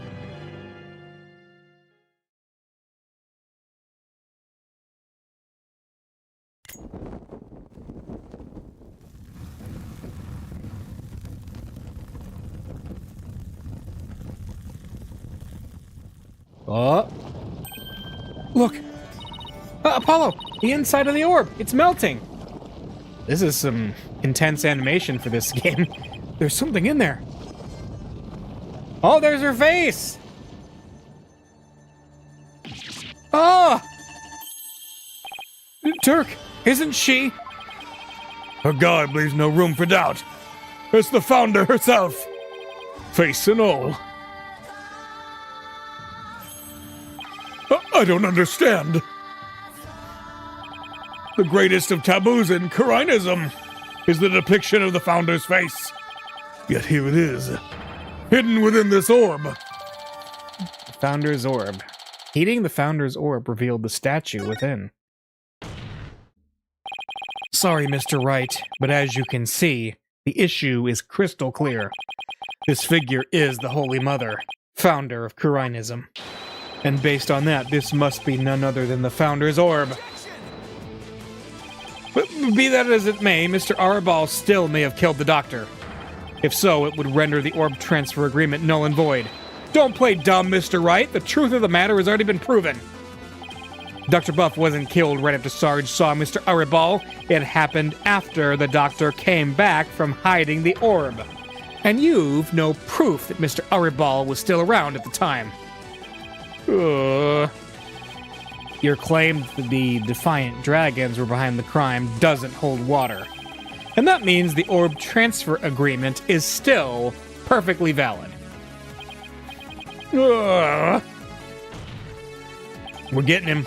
Admit it, Mr. Wright. I just burned your whole case to the ground. Oh, got him. Spanked him. Burned him, you might even say. Oh, no! Hey, we're the one who caused him to say that rather than it happening to us for once. I won? I actually won? I don't know about that. Mr. Wright, would you care to respond? Respond? I don't think so. Wait, did we just win? Did we actually beat the Turnabout Terror? You're amazing, Apollo! Don't just stand there, right? Do something! Well, I don't think there's any digging out of this hole. Mr. Attition Wimperson, I think it's time for your concession speech. I have proven beyond a shadow of a doubt that this is the Founder's Orb. The facts don't lie. Neither do your hips, but you obviously do. How's that for a campaign slogan? Why, you contemptuous peasant! I think this is a good time to wrap up this trial. If both parties have no further objections, I will render my verdict. No objections here, Your Honor. No,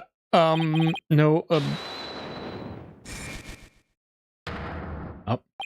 You can't do this! The crystal is mine! I'll lose the election if I lose that crystal! I'm sorry, but there's really nothing more I can do. You haven't forgotten about our little chat, have you? Huh. What's going on here? Objection! What? Your Honor, I object to the defense's last claim. What? I don't believe they have truly proven that the relic is indeed the Founder's Orb. Mr. Wright, I don't think even you could bluff your way out of this one. What possible argument could you have to claim that this isn't the Founder's Orb?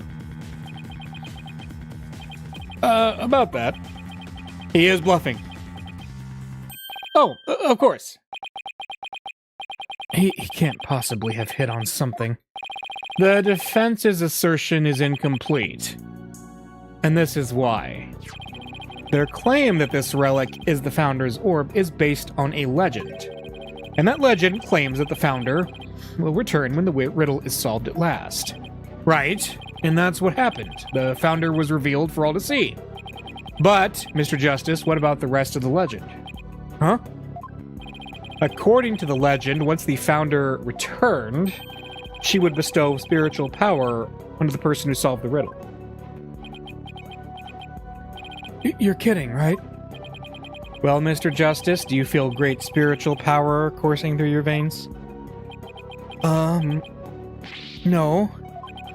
But receiving spiritual powers and stuff, it's all just mystic mumbo-jumbo, right? You could point out that you have a magic bracelet that lets you detect when people are lying. But then Phoenix would fire back by saying he has a magic jewel that lets him detect when people are lying too, so neater. Maybe so, but you're the one basing your claim on said legend. And what we saw here does not fully fulfill it, does it? No, but... Consequently, you cannot rightfully claim that this is the Founder's Orb.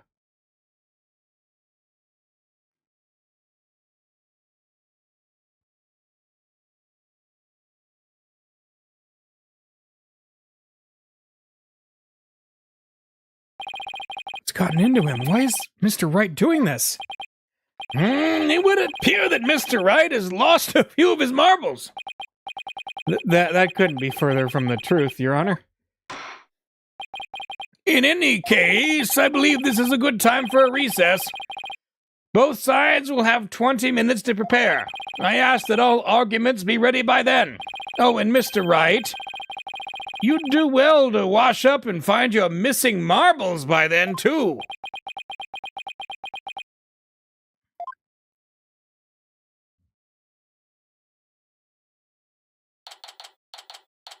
May 17th, District Court, Defendant Lobby, number 3.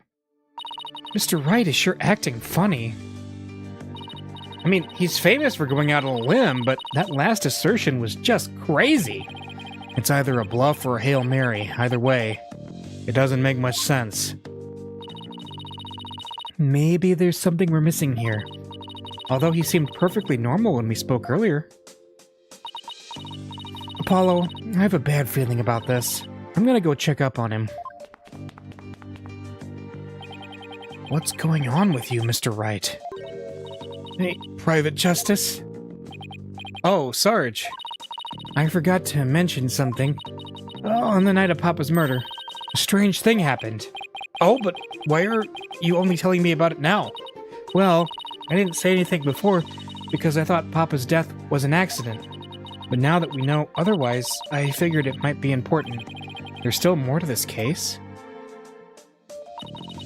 When I left my room and lost consciousness, I passed out right here. That's right above the coffee bar. Mm-hmm.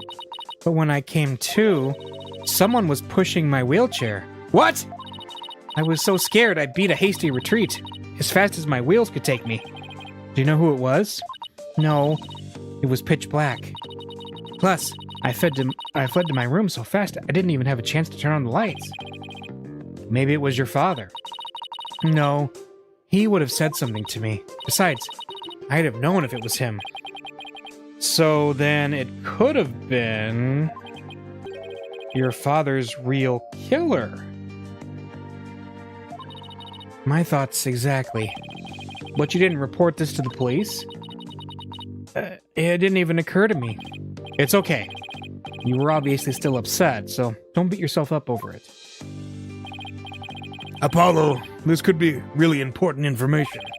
I think the act of pushing Sarge's wheelchair could be part of some bigger scheme. It's hard to see why else the killer would have done such a thing. Guess I should take her statement down as evidence. Okay. She'd fled to her room when she realized someone had moved her while she'd been unconscious on the second floor. Okay. Oh, welcome back, Athena. Huh?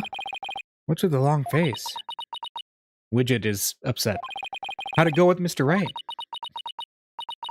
What should I... Athena? Oops, sorry. Zoned out there for a sec. The recess is almost over, so let's go. What was that all about?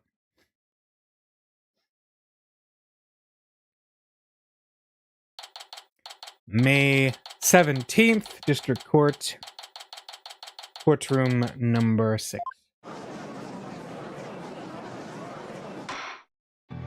All right, court is once again back in session. Now, Mr. Wright, about that last objection you raised.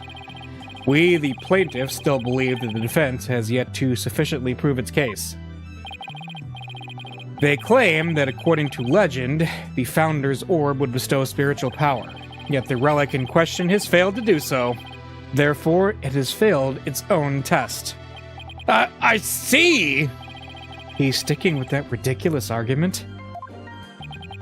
Furthermore, even if it is the Founder's Orb, it can't be awarded to the Defiant Dragons. After all, they were the ones who killed Dr. Buff. What are you talking about? That was already proven to be false. There are no grounds for asserting that the Defiant Dragons murdered the Doctor. Oh, but I'm afraid there are, Mr. Justice. Your Honor, I would like to present new testimony to this court.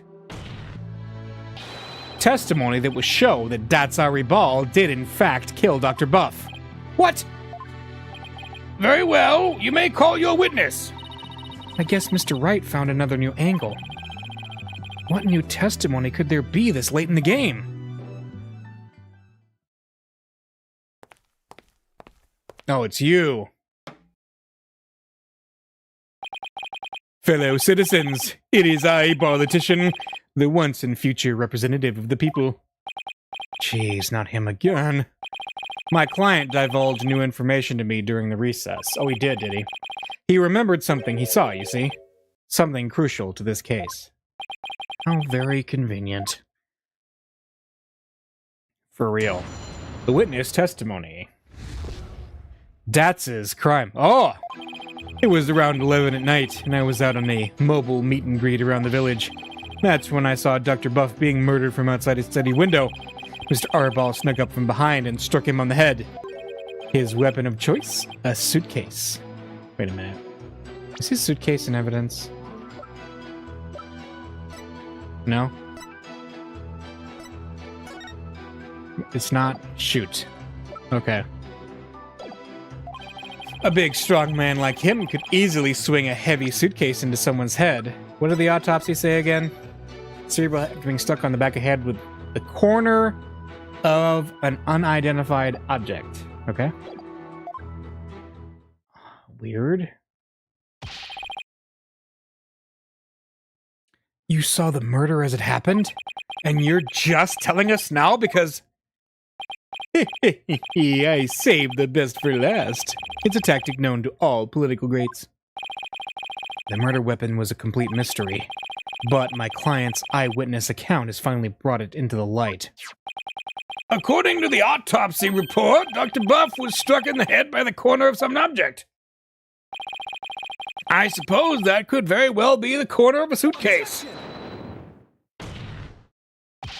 But eyewitness testimony isn't the same as hard evidence. Oh?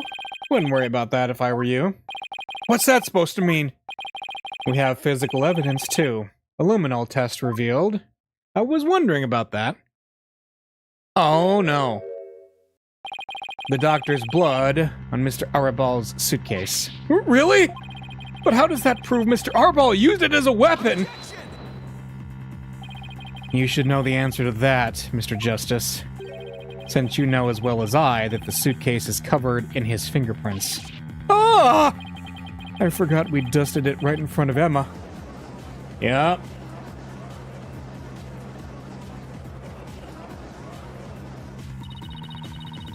The turnabout terror strikes again. This is quite convincing testimony and evidence. Nevertheless, you may proceed with your cross-examination, Mr. Justice.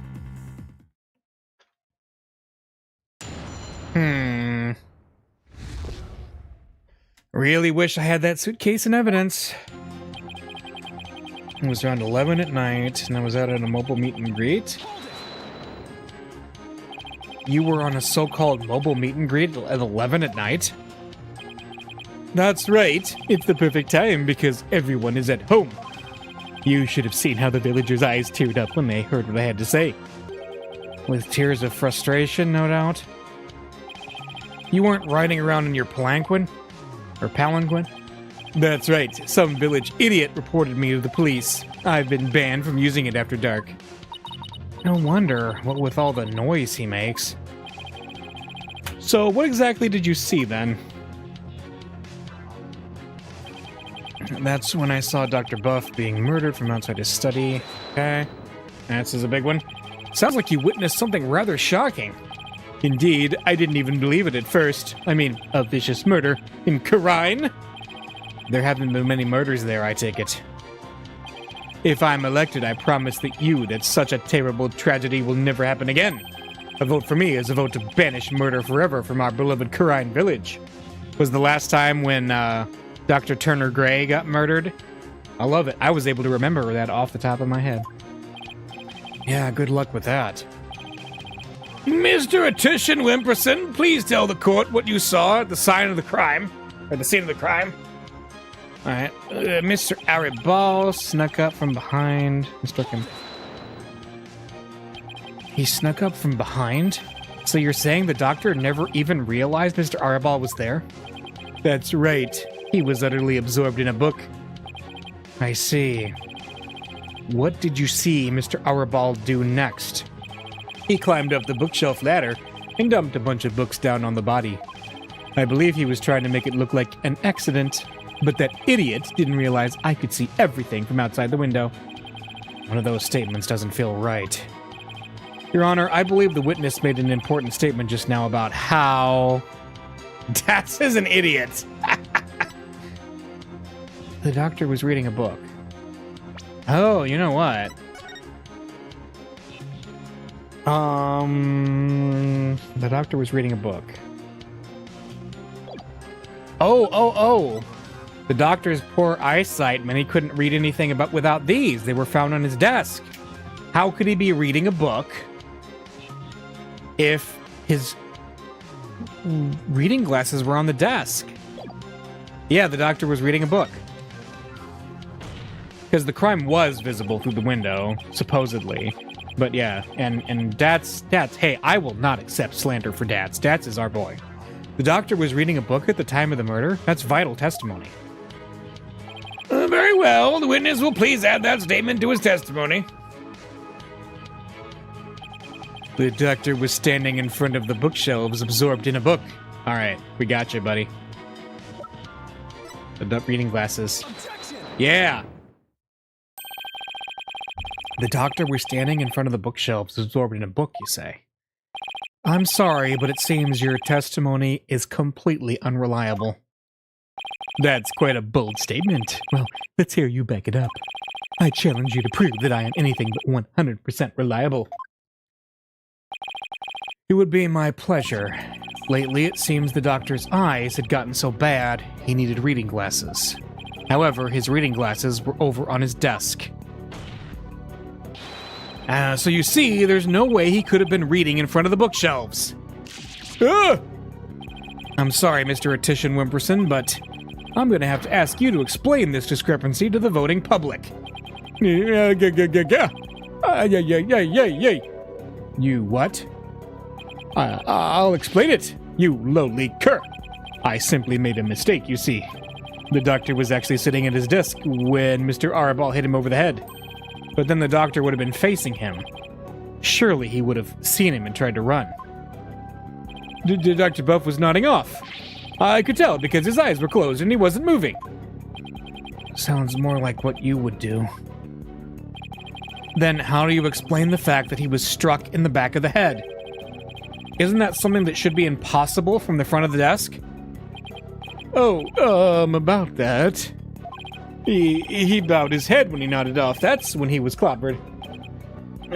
So that's what you saw. Well, Mr. Justice, that sounds like a perfectly reasonable explanation to me. Do you have a problem with the proposal that the doctor was struck while nodding off?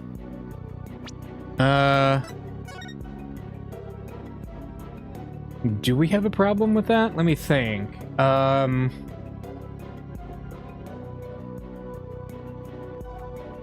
Wait a minute. If he was there... Oh, because... Yeah. Hang on. Here's what I'm thinking, right?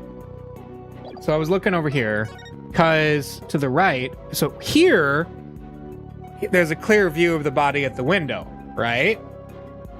But here, if he was nodding off in this chair, Attition wouldn't have been able to see him, right? So therein lies the problem, I would say. There's a big problem. There is a problem, a very big problem. The witness's statement doesn't hold up under the slightest bit of scrutiny. Is that so? Then will you please show this court what evidence you have to justify this? Gladly, Your Honor. This shows the problem with the witness's claim that he saw the doctor nodding off. It's the study diagram. A diagram of the study? Mr. Attition Wimperson allegedly viewed the murder from here. And the doctor was allegedly nodding off. Here. Yep. But from his vantage point, the bookcase would have blocked the witness's line of sight. Because remember, they made a point to say that last time when it was Dirk who said that he would feel very exposed with a huge window like that. And then somebody pointed out that the doctor would have been more concealed behind the bookshelf on his desk. So yeah, that was a little Chekhov's gun for you. Why, yes, I believe you're right. But Objection! The fact remains my client knew that the suitcase was the murder weapon. So he definitely has first-hand knowledge of the crime scene. Are you walking us into the fact that he's the murderer? I'm afraid I have to agree with you there, Mr. Wright. But then we have to ask ourselves, from what vantage point did he see the murder? What are you insinuating, Mr. Justice? From what vantage point could Mr. Attition Wimperson have seen the dozing doctor? Once we determine that, I believe we'll finally see the truth behind this incident. The witness saw the murder from right here. In front of the desk. You've got to be kidding. But that's... It is indeed, but everything only makes sense if the witness was there in the study. Inside the study? But that's the scene of the crime. I know. Mr. Attition Wimperson, the man who claims to be a witness to the murder, was most certainly in that very room. Apollo, are you suggesting... Mr. Attition Wimperson? Weren't you the one who actually swung that suitcase? Ah! What you're proposing is ludicrous. My client is a small, thin man, whereas Mr. Arabal has the musculature to pull it off. He has a point. I gave up trying to lift that thing after one go. That's right. He's the only one who could have lifted such a heavy object. Now do you understand? The rebel Dats Arabal is the doctor's killer. As long as the suitcase is the murder weapon, the suspicion falls entirely on Dats. Okay, I'm bothered because what about this? It clearly has a bloodstain on it. I don't get it. Okay, anyway. You'll have to poke a hole in Mr. Wright's argument somehow, Apollo. Oh, I will. And with his own technique, no less. If Mr. Attition Wimperson couldn't swing the suitcase around, we'll just have to consider another way he could have used it as a murder weapon instead. I'm going to turn this case on its head, Mr. Wright, just like you taught me. You talk big, Mr. Justice. But do you have what it takes? Well, this should be interesting. Mr. Attition Wimperson's testimony has been filled with one inaccuracy after another. First, he stated that Dr. Buff was in front of the bookshelves. Now he claims that the doctor was sitting at his desk. So where was the victim really when he was killed? Also, where was his killer, and how was the murder weapon really used? So the important thing here is the position of the victim and killer relative to each other? Yes, Your Honor.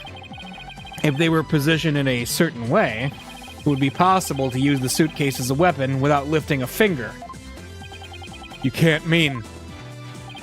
I would ask the court to recall the study's layout. It's quite distinctive, as you can see.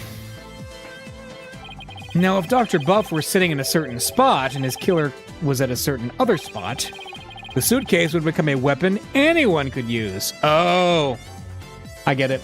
The doctor was sitting here, and up there, he pushed it off, and it killed him. Very well, Mr. Justice. Where was Dr. Buff's killer at the time of the crime? Up there.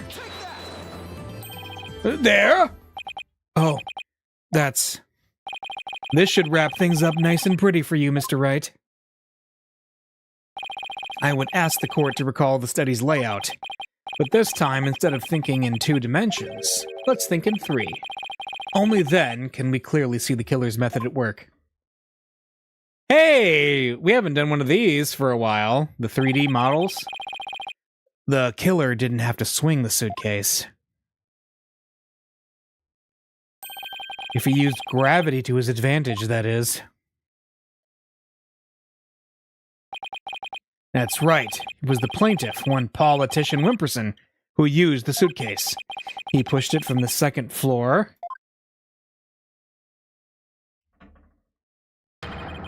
and sent it hurtling down onto Dr. Buff, who was sitting at the coffee bar. Yeah! The psychology book had been at the coffee bar, no doubt. The doctor must have set it down there after he'd finished reading it, or the like. But his blood got on it, which is why the killer thought to hide it in that mountain of books. That's quite an entertaining theory you have there, Mr. Justice. But there's no evidence that the murder took place at the coffee bar. I'm not so sure about that, Mr. Wright. I'd say that evidence of the murder occurring at the coffee bar exists because there's coffee on it. The evidence does exist, and I'm going to show you. You are? This right here is proof that the murder took place at the coffee bar. There's coffee stains.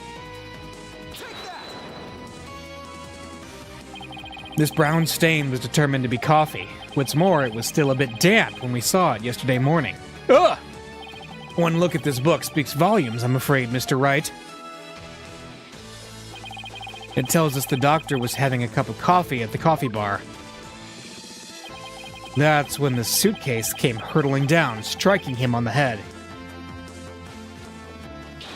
causing both his blood and his coffee to spatter onto it. Ugh! Ugh! Well, Mr. Attition Wimperson? What motive could I possibly had to kill Dr. Buff? And there it is. That final excuse cornered killers are so fond of. Well, the doctor never returned your crystal to you, did he? Instead, he hid it in the cave ruins. Ugh. Telling him that the Defiant Dragons were a dangerous bunch was a huge blunder. All it did was make him hide the orb. Your lie came back to bite you in the end. Even worse, the doctor saw the news report, so he knew the relic was the Founder's orb. Being the conscientious researcher he was, he knew he had to return it to its rightful place. That meant keeping it out of your hands. You were so angry that he refused to return the relic to you. But you killed him with your own hands! Isn't that right, Mr. Attition Wimperson?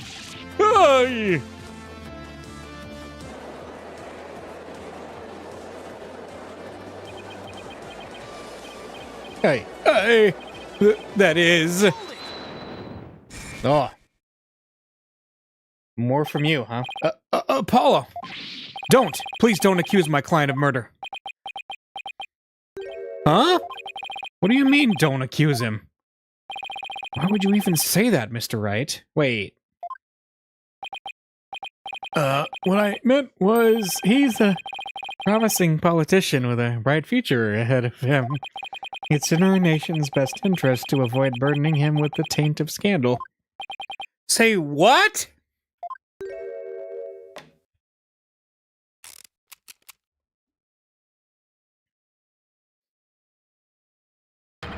Right. You'd better do something to change the current courtroom climate, or I'll be charged with murder. And you know what will happen to her if that happens. Uh-oh. Ugh. What's he talking about? Well, I can ponder that later. For now, wait, did Maya get kidnapped again?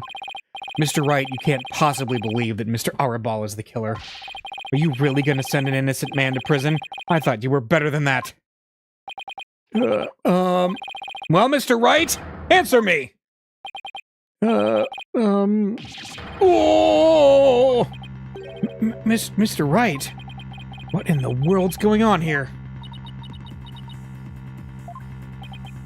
If you won't say anything, then... Mr. Attition Wimperson, the defense hereby... Apollo, wait! Not you too, Athena!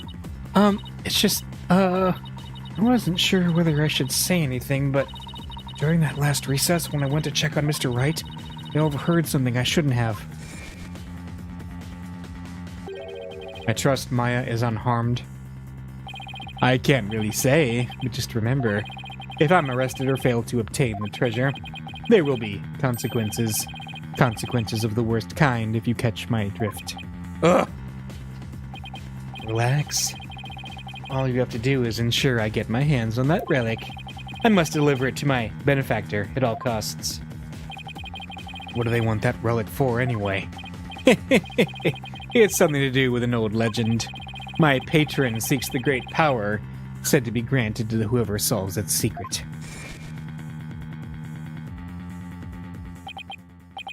Maya? As in Maya Fey? Yes, the boss's legendary former assistant. Miss Fey is being held hostage? Again? So it seems. Why didn't you tell me as soon as you heard this? Sorry, it's just...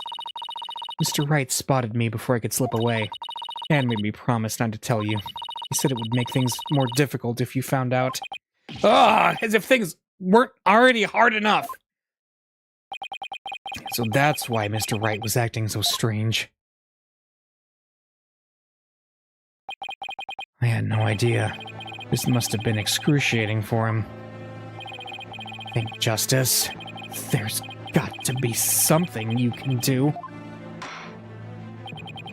Mr. Justice, about that last statement of yours.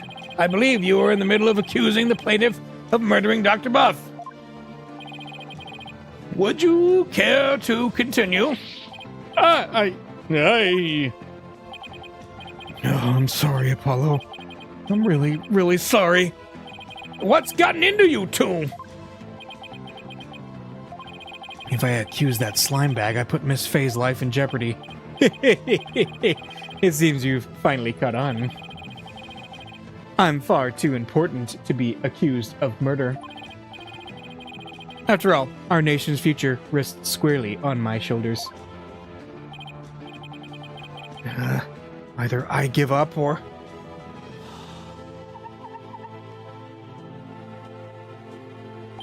Once I present the crystal to my patron, my victory is assured. Then one day, I'll become president, and then king. I'll have every politician at my command. Now, retract your accusation.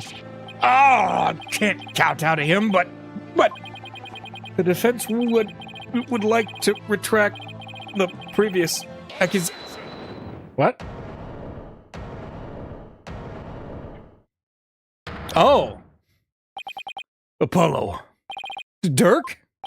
I don't know what's going on here, but a lawyer should never look the way you do right now, with defeat and resignation written all over your face. A dragon never yields.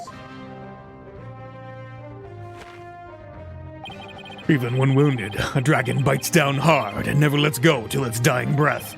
It glares, it roars, and it latches its jaws firmly onto its prey till the bitter end. That's what lawyers do to get the truth. Dirk, a dragon never yields. He's right. It's all over if I give up now. If Mr. Wright's hands are tied, it's up to me to do what must be done. He saved my neck so many times. Now it's my turn to save his. Dirk, thanks for that wake-up call. Now that's the face of a lawyer you've got there, son. Where there's a will, there's a way. And I'm gonna find the way to save Miss Faye and see that justice is served. Oh boy. Here we go. That scumbag is holding Miss Faye hostage to ensure he gets the orb for his patron. And it seems said patron believes in the orb's legend. Thing is, the founder did appear when the orb was exposed to fire, just as the legend said. If the legend is true, then we've already solved the riddle, right? No, not all the way, because the power is not there. He's right. We have not solved the riddle yet. The legend says the founder will bestow great spiritual power when she returns, but if that's true, it means we haven't solved the whole riddle yet.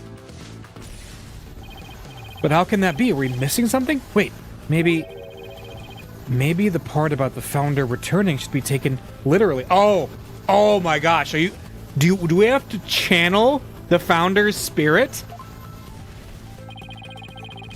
But how would it be possible for a dead person to return to the world of the living? Cloning, time travel, channeling. Who could believe that a man could come back from the dead? Channeling, obviously. The founder can return through channeling. Oh, I know. There is a way for the dead to return. Spirit channeling. Of course, you'd have to know what the founder looks like first. But the orb has revealed her face to us. So, what if it's a sign that we should channel her? We're gonna get Pearl in here? Given the facts, in order to solve the riddle and receive the founder's power, I'd need to practice channeling. A spirit medium. Your Honor, I request at least 7 years recess to become a spirit medium. A medium is needed to obtain the power. The ability of a medium to channel secrets, the spirits, is the final key to unlocking the orb's secret. That means Mr. Attention Whipperson's patron will need one too. And once that slimy politician realizes that, he won't be able to lay a finger on Miss Faye.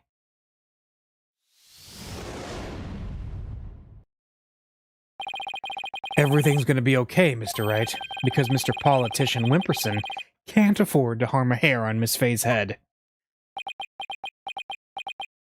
Huh? Mr. Etition Wimperson? It seems you've chosen the wrong person to take hostage. What do you mean? Your patron seeks to solve the orb's riddle, and thereby receive great spiritual power. However, only Maya Fey can truly give them what they really want. She can? What do you mean, only Maya Fey? Think about what the return of the Founder really means. We should have considered it more literally. After all, the orb was made in the kingdom of Kurain, the birthplace of spirit mediums. Ah, I think I see now. You need to know what the deceased looks like in order to channel them. But in Kurainism, depicting the face of the Founder is taboo. However, her true face was hidden in the orb. So maybe the orb is telling us to try channeling the Founder. Exactly. Through a spirit medium, the Founder can quite literally return.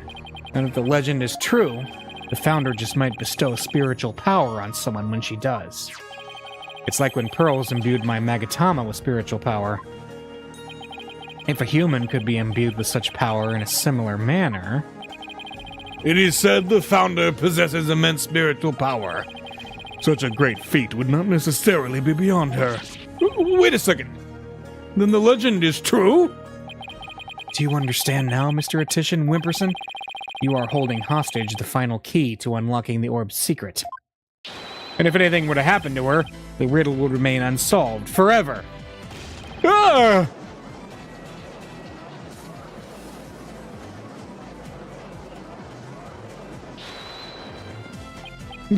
There's always Pearl Faye. I could simply ask her to help. And if she wants money, I have plenty to offer. She's not the kind of person to be tempted by material gain, and she certainly wouldn't help you if anything were to happen to her cousin. Or maybe you'd like to go ask the Queen of Kurain to channel the Founder for you. He could, but he'd probably get executed for requesting such a thing. It's over. Now confess. You killed Dr. Buff, didn't you? It wasn't supposed to end this way.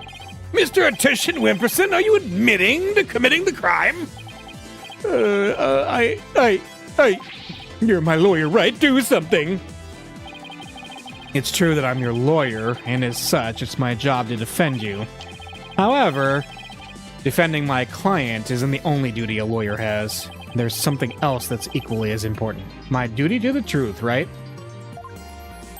And that is finding the truth. I knew it. What?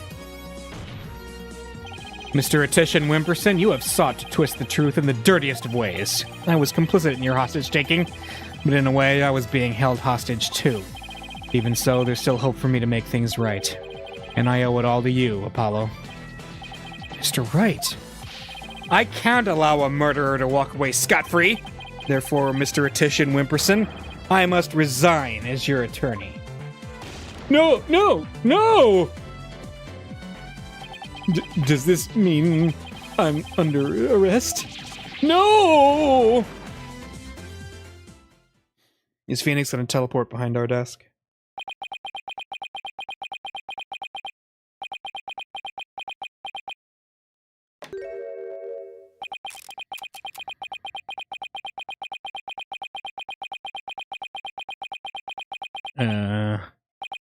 Well, I've nothing to confess. What? I said I've nothing to confess. I don't and I won't, especially not to a plebeian like you. This guy doesn't know when to give up. Besides, there's no truth to these allegations. I mean, look at the suitcase. You won't find a single print of mine on it. All that means is you wiped them off, taking care to only leave Mr. Arabal's. As many a great politician has said before me, no comment. In that case, try switching things up, Apollo. Look at the situation from a different angle. Is there really nothing that points to the suitcase being dropped from up above? Evidence that points to the suitcase being dropped from the second floor. If the killer pushed the suitcase from the second floor hallway over the coffee bar, that would place him right around here. Ah, maybe. Just maybe. Oh, I know what it is. Thought of something, Apollo? I believe this piece of evidence to be connected to the dropping of the suitcase.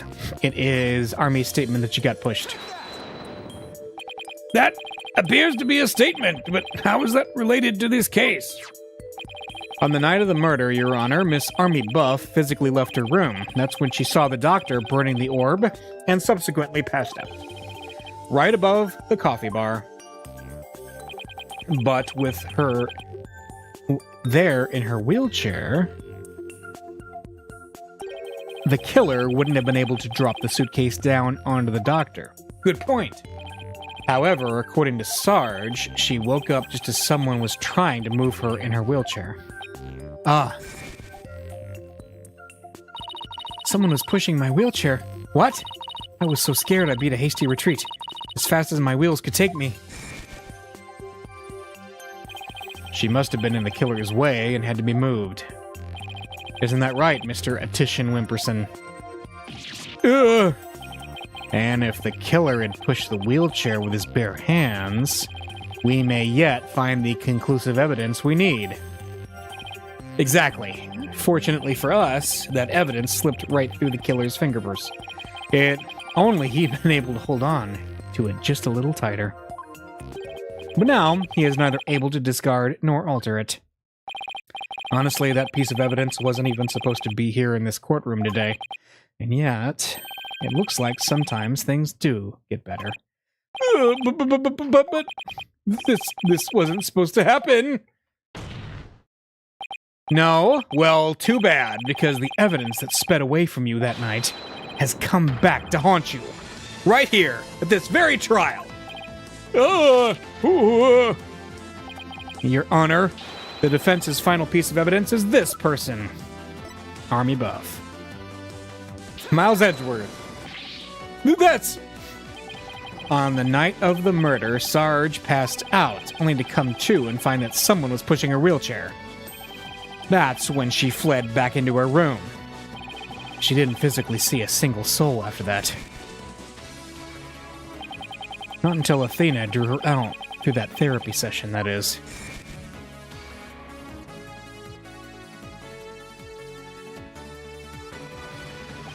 While the killer was able to wipe the prints on the suitcase off, the same can't be said for the prints that got away.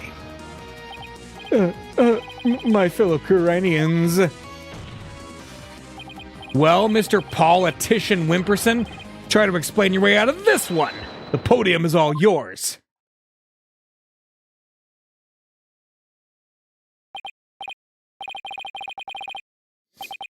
I am not a crook. My political career can end like this. I'm destined for great things. Something's wrong. This isn't real. It's a dream. No, a nightmare. Oh. Huh? What? What? Really? Oh. Oh! He won the election. Whoa, no way! Banzai! Banzai! Banzai! Oh no. Wait, what? No, please. Wait. Don't go. No, no, please. Whoa, Grandpa! I'm glad the trap door... Oh, I was like, what? Oh no, it's all gone.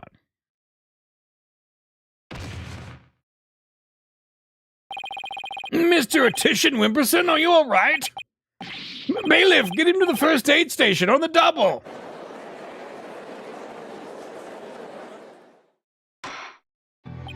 Well, this was yet another unexpected turn of events. In light of everything that's been revealed, it seems the relic is indeed the Founder's Orb. And it seems Mr. Attition Wimperson can be considered a suspect in Dr. Buff's murder. Apollo, I want to thank you for everything. Huh? Thanks to you, I didn't have to keep bending the truth. I don't know what I would have done without you. Don't mention it. You were amazing today, Apollo. Well, I couldn't have done it without Dirk. Yeah, we just saw this, guys. Come on. Dragon never yields. Yes. A very impressive voice line. I agree. Yes, he was all about, dragons, and they bite, and they roars, and it glares, and it does all that kind of stuff. Yep. We know. A dragon never yields. Every lawyer should take that to heart. As it seems both sides have no further objections, would Dirk Sudmoney please take the stand?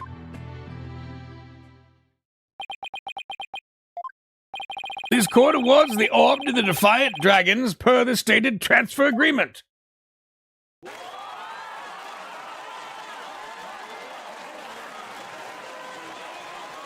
Yay.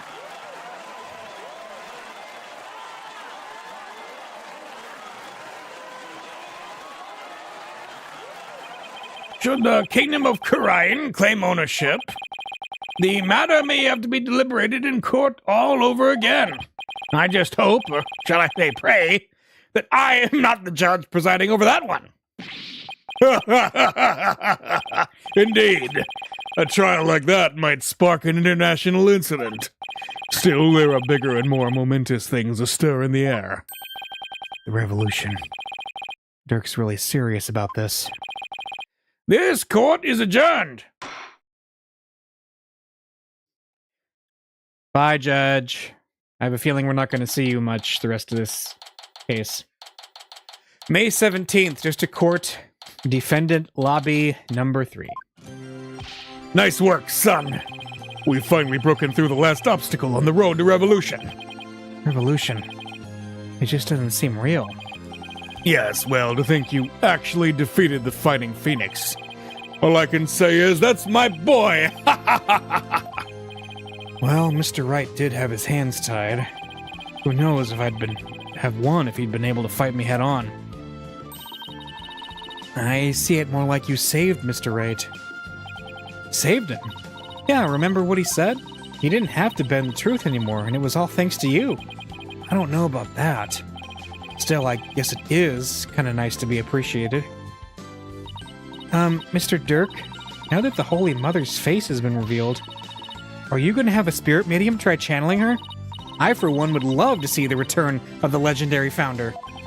Yeah, just think about it. Being able to speak to someone right out of the history books.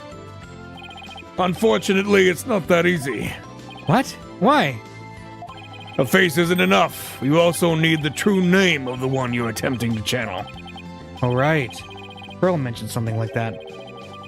And the founder's true name is only known to the priestess who's been crowned queen. In short, the only living person who knows it is the current queen of Karain, Garan. Oh, so without her help, we won't be seeing the founder anytime soon? That's no fun. Alright. That's an interesting little wrinkle. So, Dirk, what will you do now? First, I'd start by tracing the route by which the orb came into Dr. Buff's hands. Since we now know it was Politician that asked the doctor to study it, isn't he the one who stole it? No. A political nobody like him couldn't get anywhere near the orb, let alone steal it. He must have had inside help. My money is on someone connected to the royal family. All right. You said something to that effect back in the cave. Whoever it may be, we need to expose their dirty scheme to the light of day. Well, I'm sure Mr. Wright has plenty of information, courtesy of his dirty client. He might be able to shed some light on this. Private Justice? Oh, that was fine work you did at the trial today. You did your sergeant proud. Back at you, Sarge. It took real courage to leave your room like that. It's all thanks to you and Corpswoman Sykes. With my siege defense over, I can finally sally forth. But the battle's only just begun. One for me, and me alone to fight. To lose your mother and then your father. What a terrible thing to endure. Yeah, and being wheelchair-bound doesn't help. Private Justice, I've been thinking. It's about time I stood on my own 2 feet. After all, I no longer have Papa to coddle me. Huh?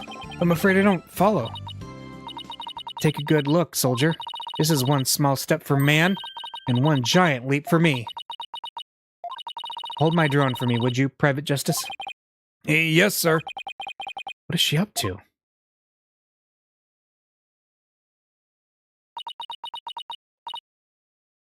Huh?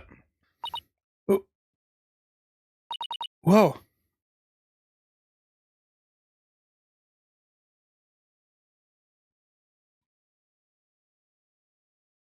She's standing? What's this, Sarge? You mean your legs? They're... The doctor told me I was ready to walk again months ago, but if I admitted I could walk, I knew I'd have to leave the house. So I faked it. Makes sense, but I kept pretending I couldn't walk. But I know Papa is watching over me now, and I'd hate to disappoint him. So, from this day forth, I'm gonna march forward on my own 2 feet. What a brave kid, trying to move forward like this. But it must be so hard this soon after her father's death. Don't you ever stop. You just keep on walking, comrade. Stay brave, because there will be days when you'll want to stop. But I have faith you'll find a way to muster the strength to push through them. Yeah, you can do it. Hey, Daddy's back.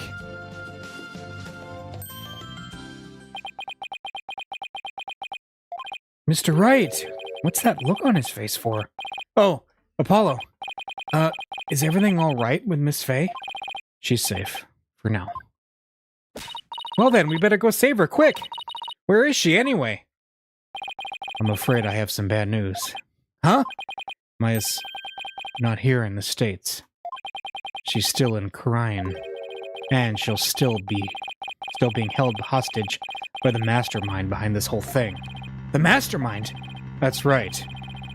Paul Attition Wimperson was nothing more than a pawn. Maya's true abductor is in the kingdom of Khura'in. What? I don't understand, Mr. Wright. What in the world's going on over there? I think I know who it is. But as shocking as that news was, it was only the beginning. The beginning of something big. Big enough to shake Khura'in to its very core. Revolution. I was being swept up in a mighty wave that nothing could stop. Of course, at the time, I had no idea what the days ahead had in store for us. So, that whole trial was just one part, interestingly enough. Alright, cool. Well, investigation day 2. Wow. That is a lot packed into the first 2 days. Who could possibly be the villain? It's not the guy who's directly threatened us multiple times and has like evil sleaze man written all over him. Yeah. All right. Well, that's it for tonight. Thank you for coming out, and we will see you next time. And we're going to keep this going because this is interesting stuff. I wonder if we're going to see Mr. Edgeworth pretty soon. Anyway, see you next time.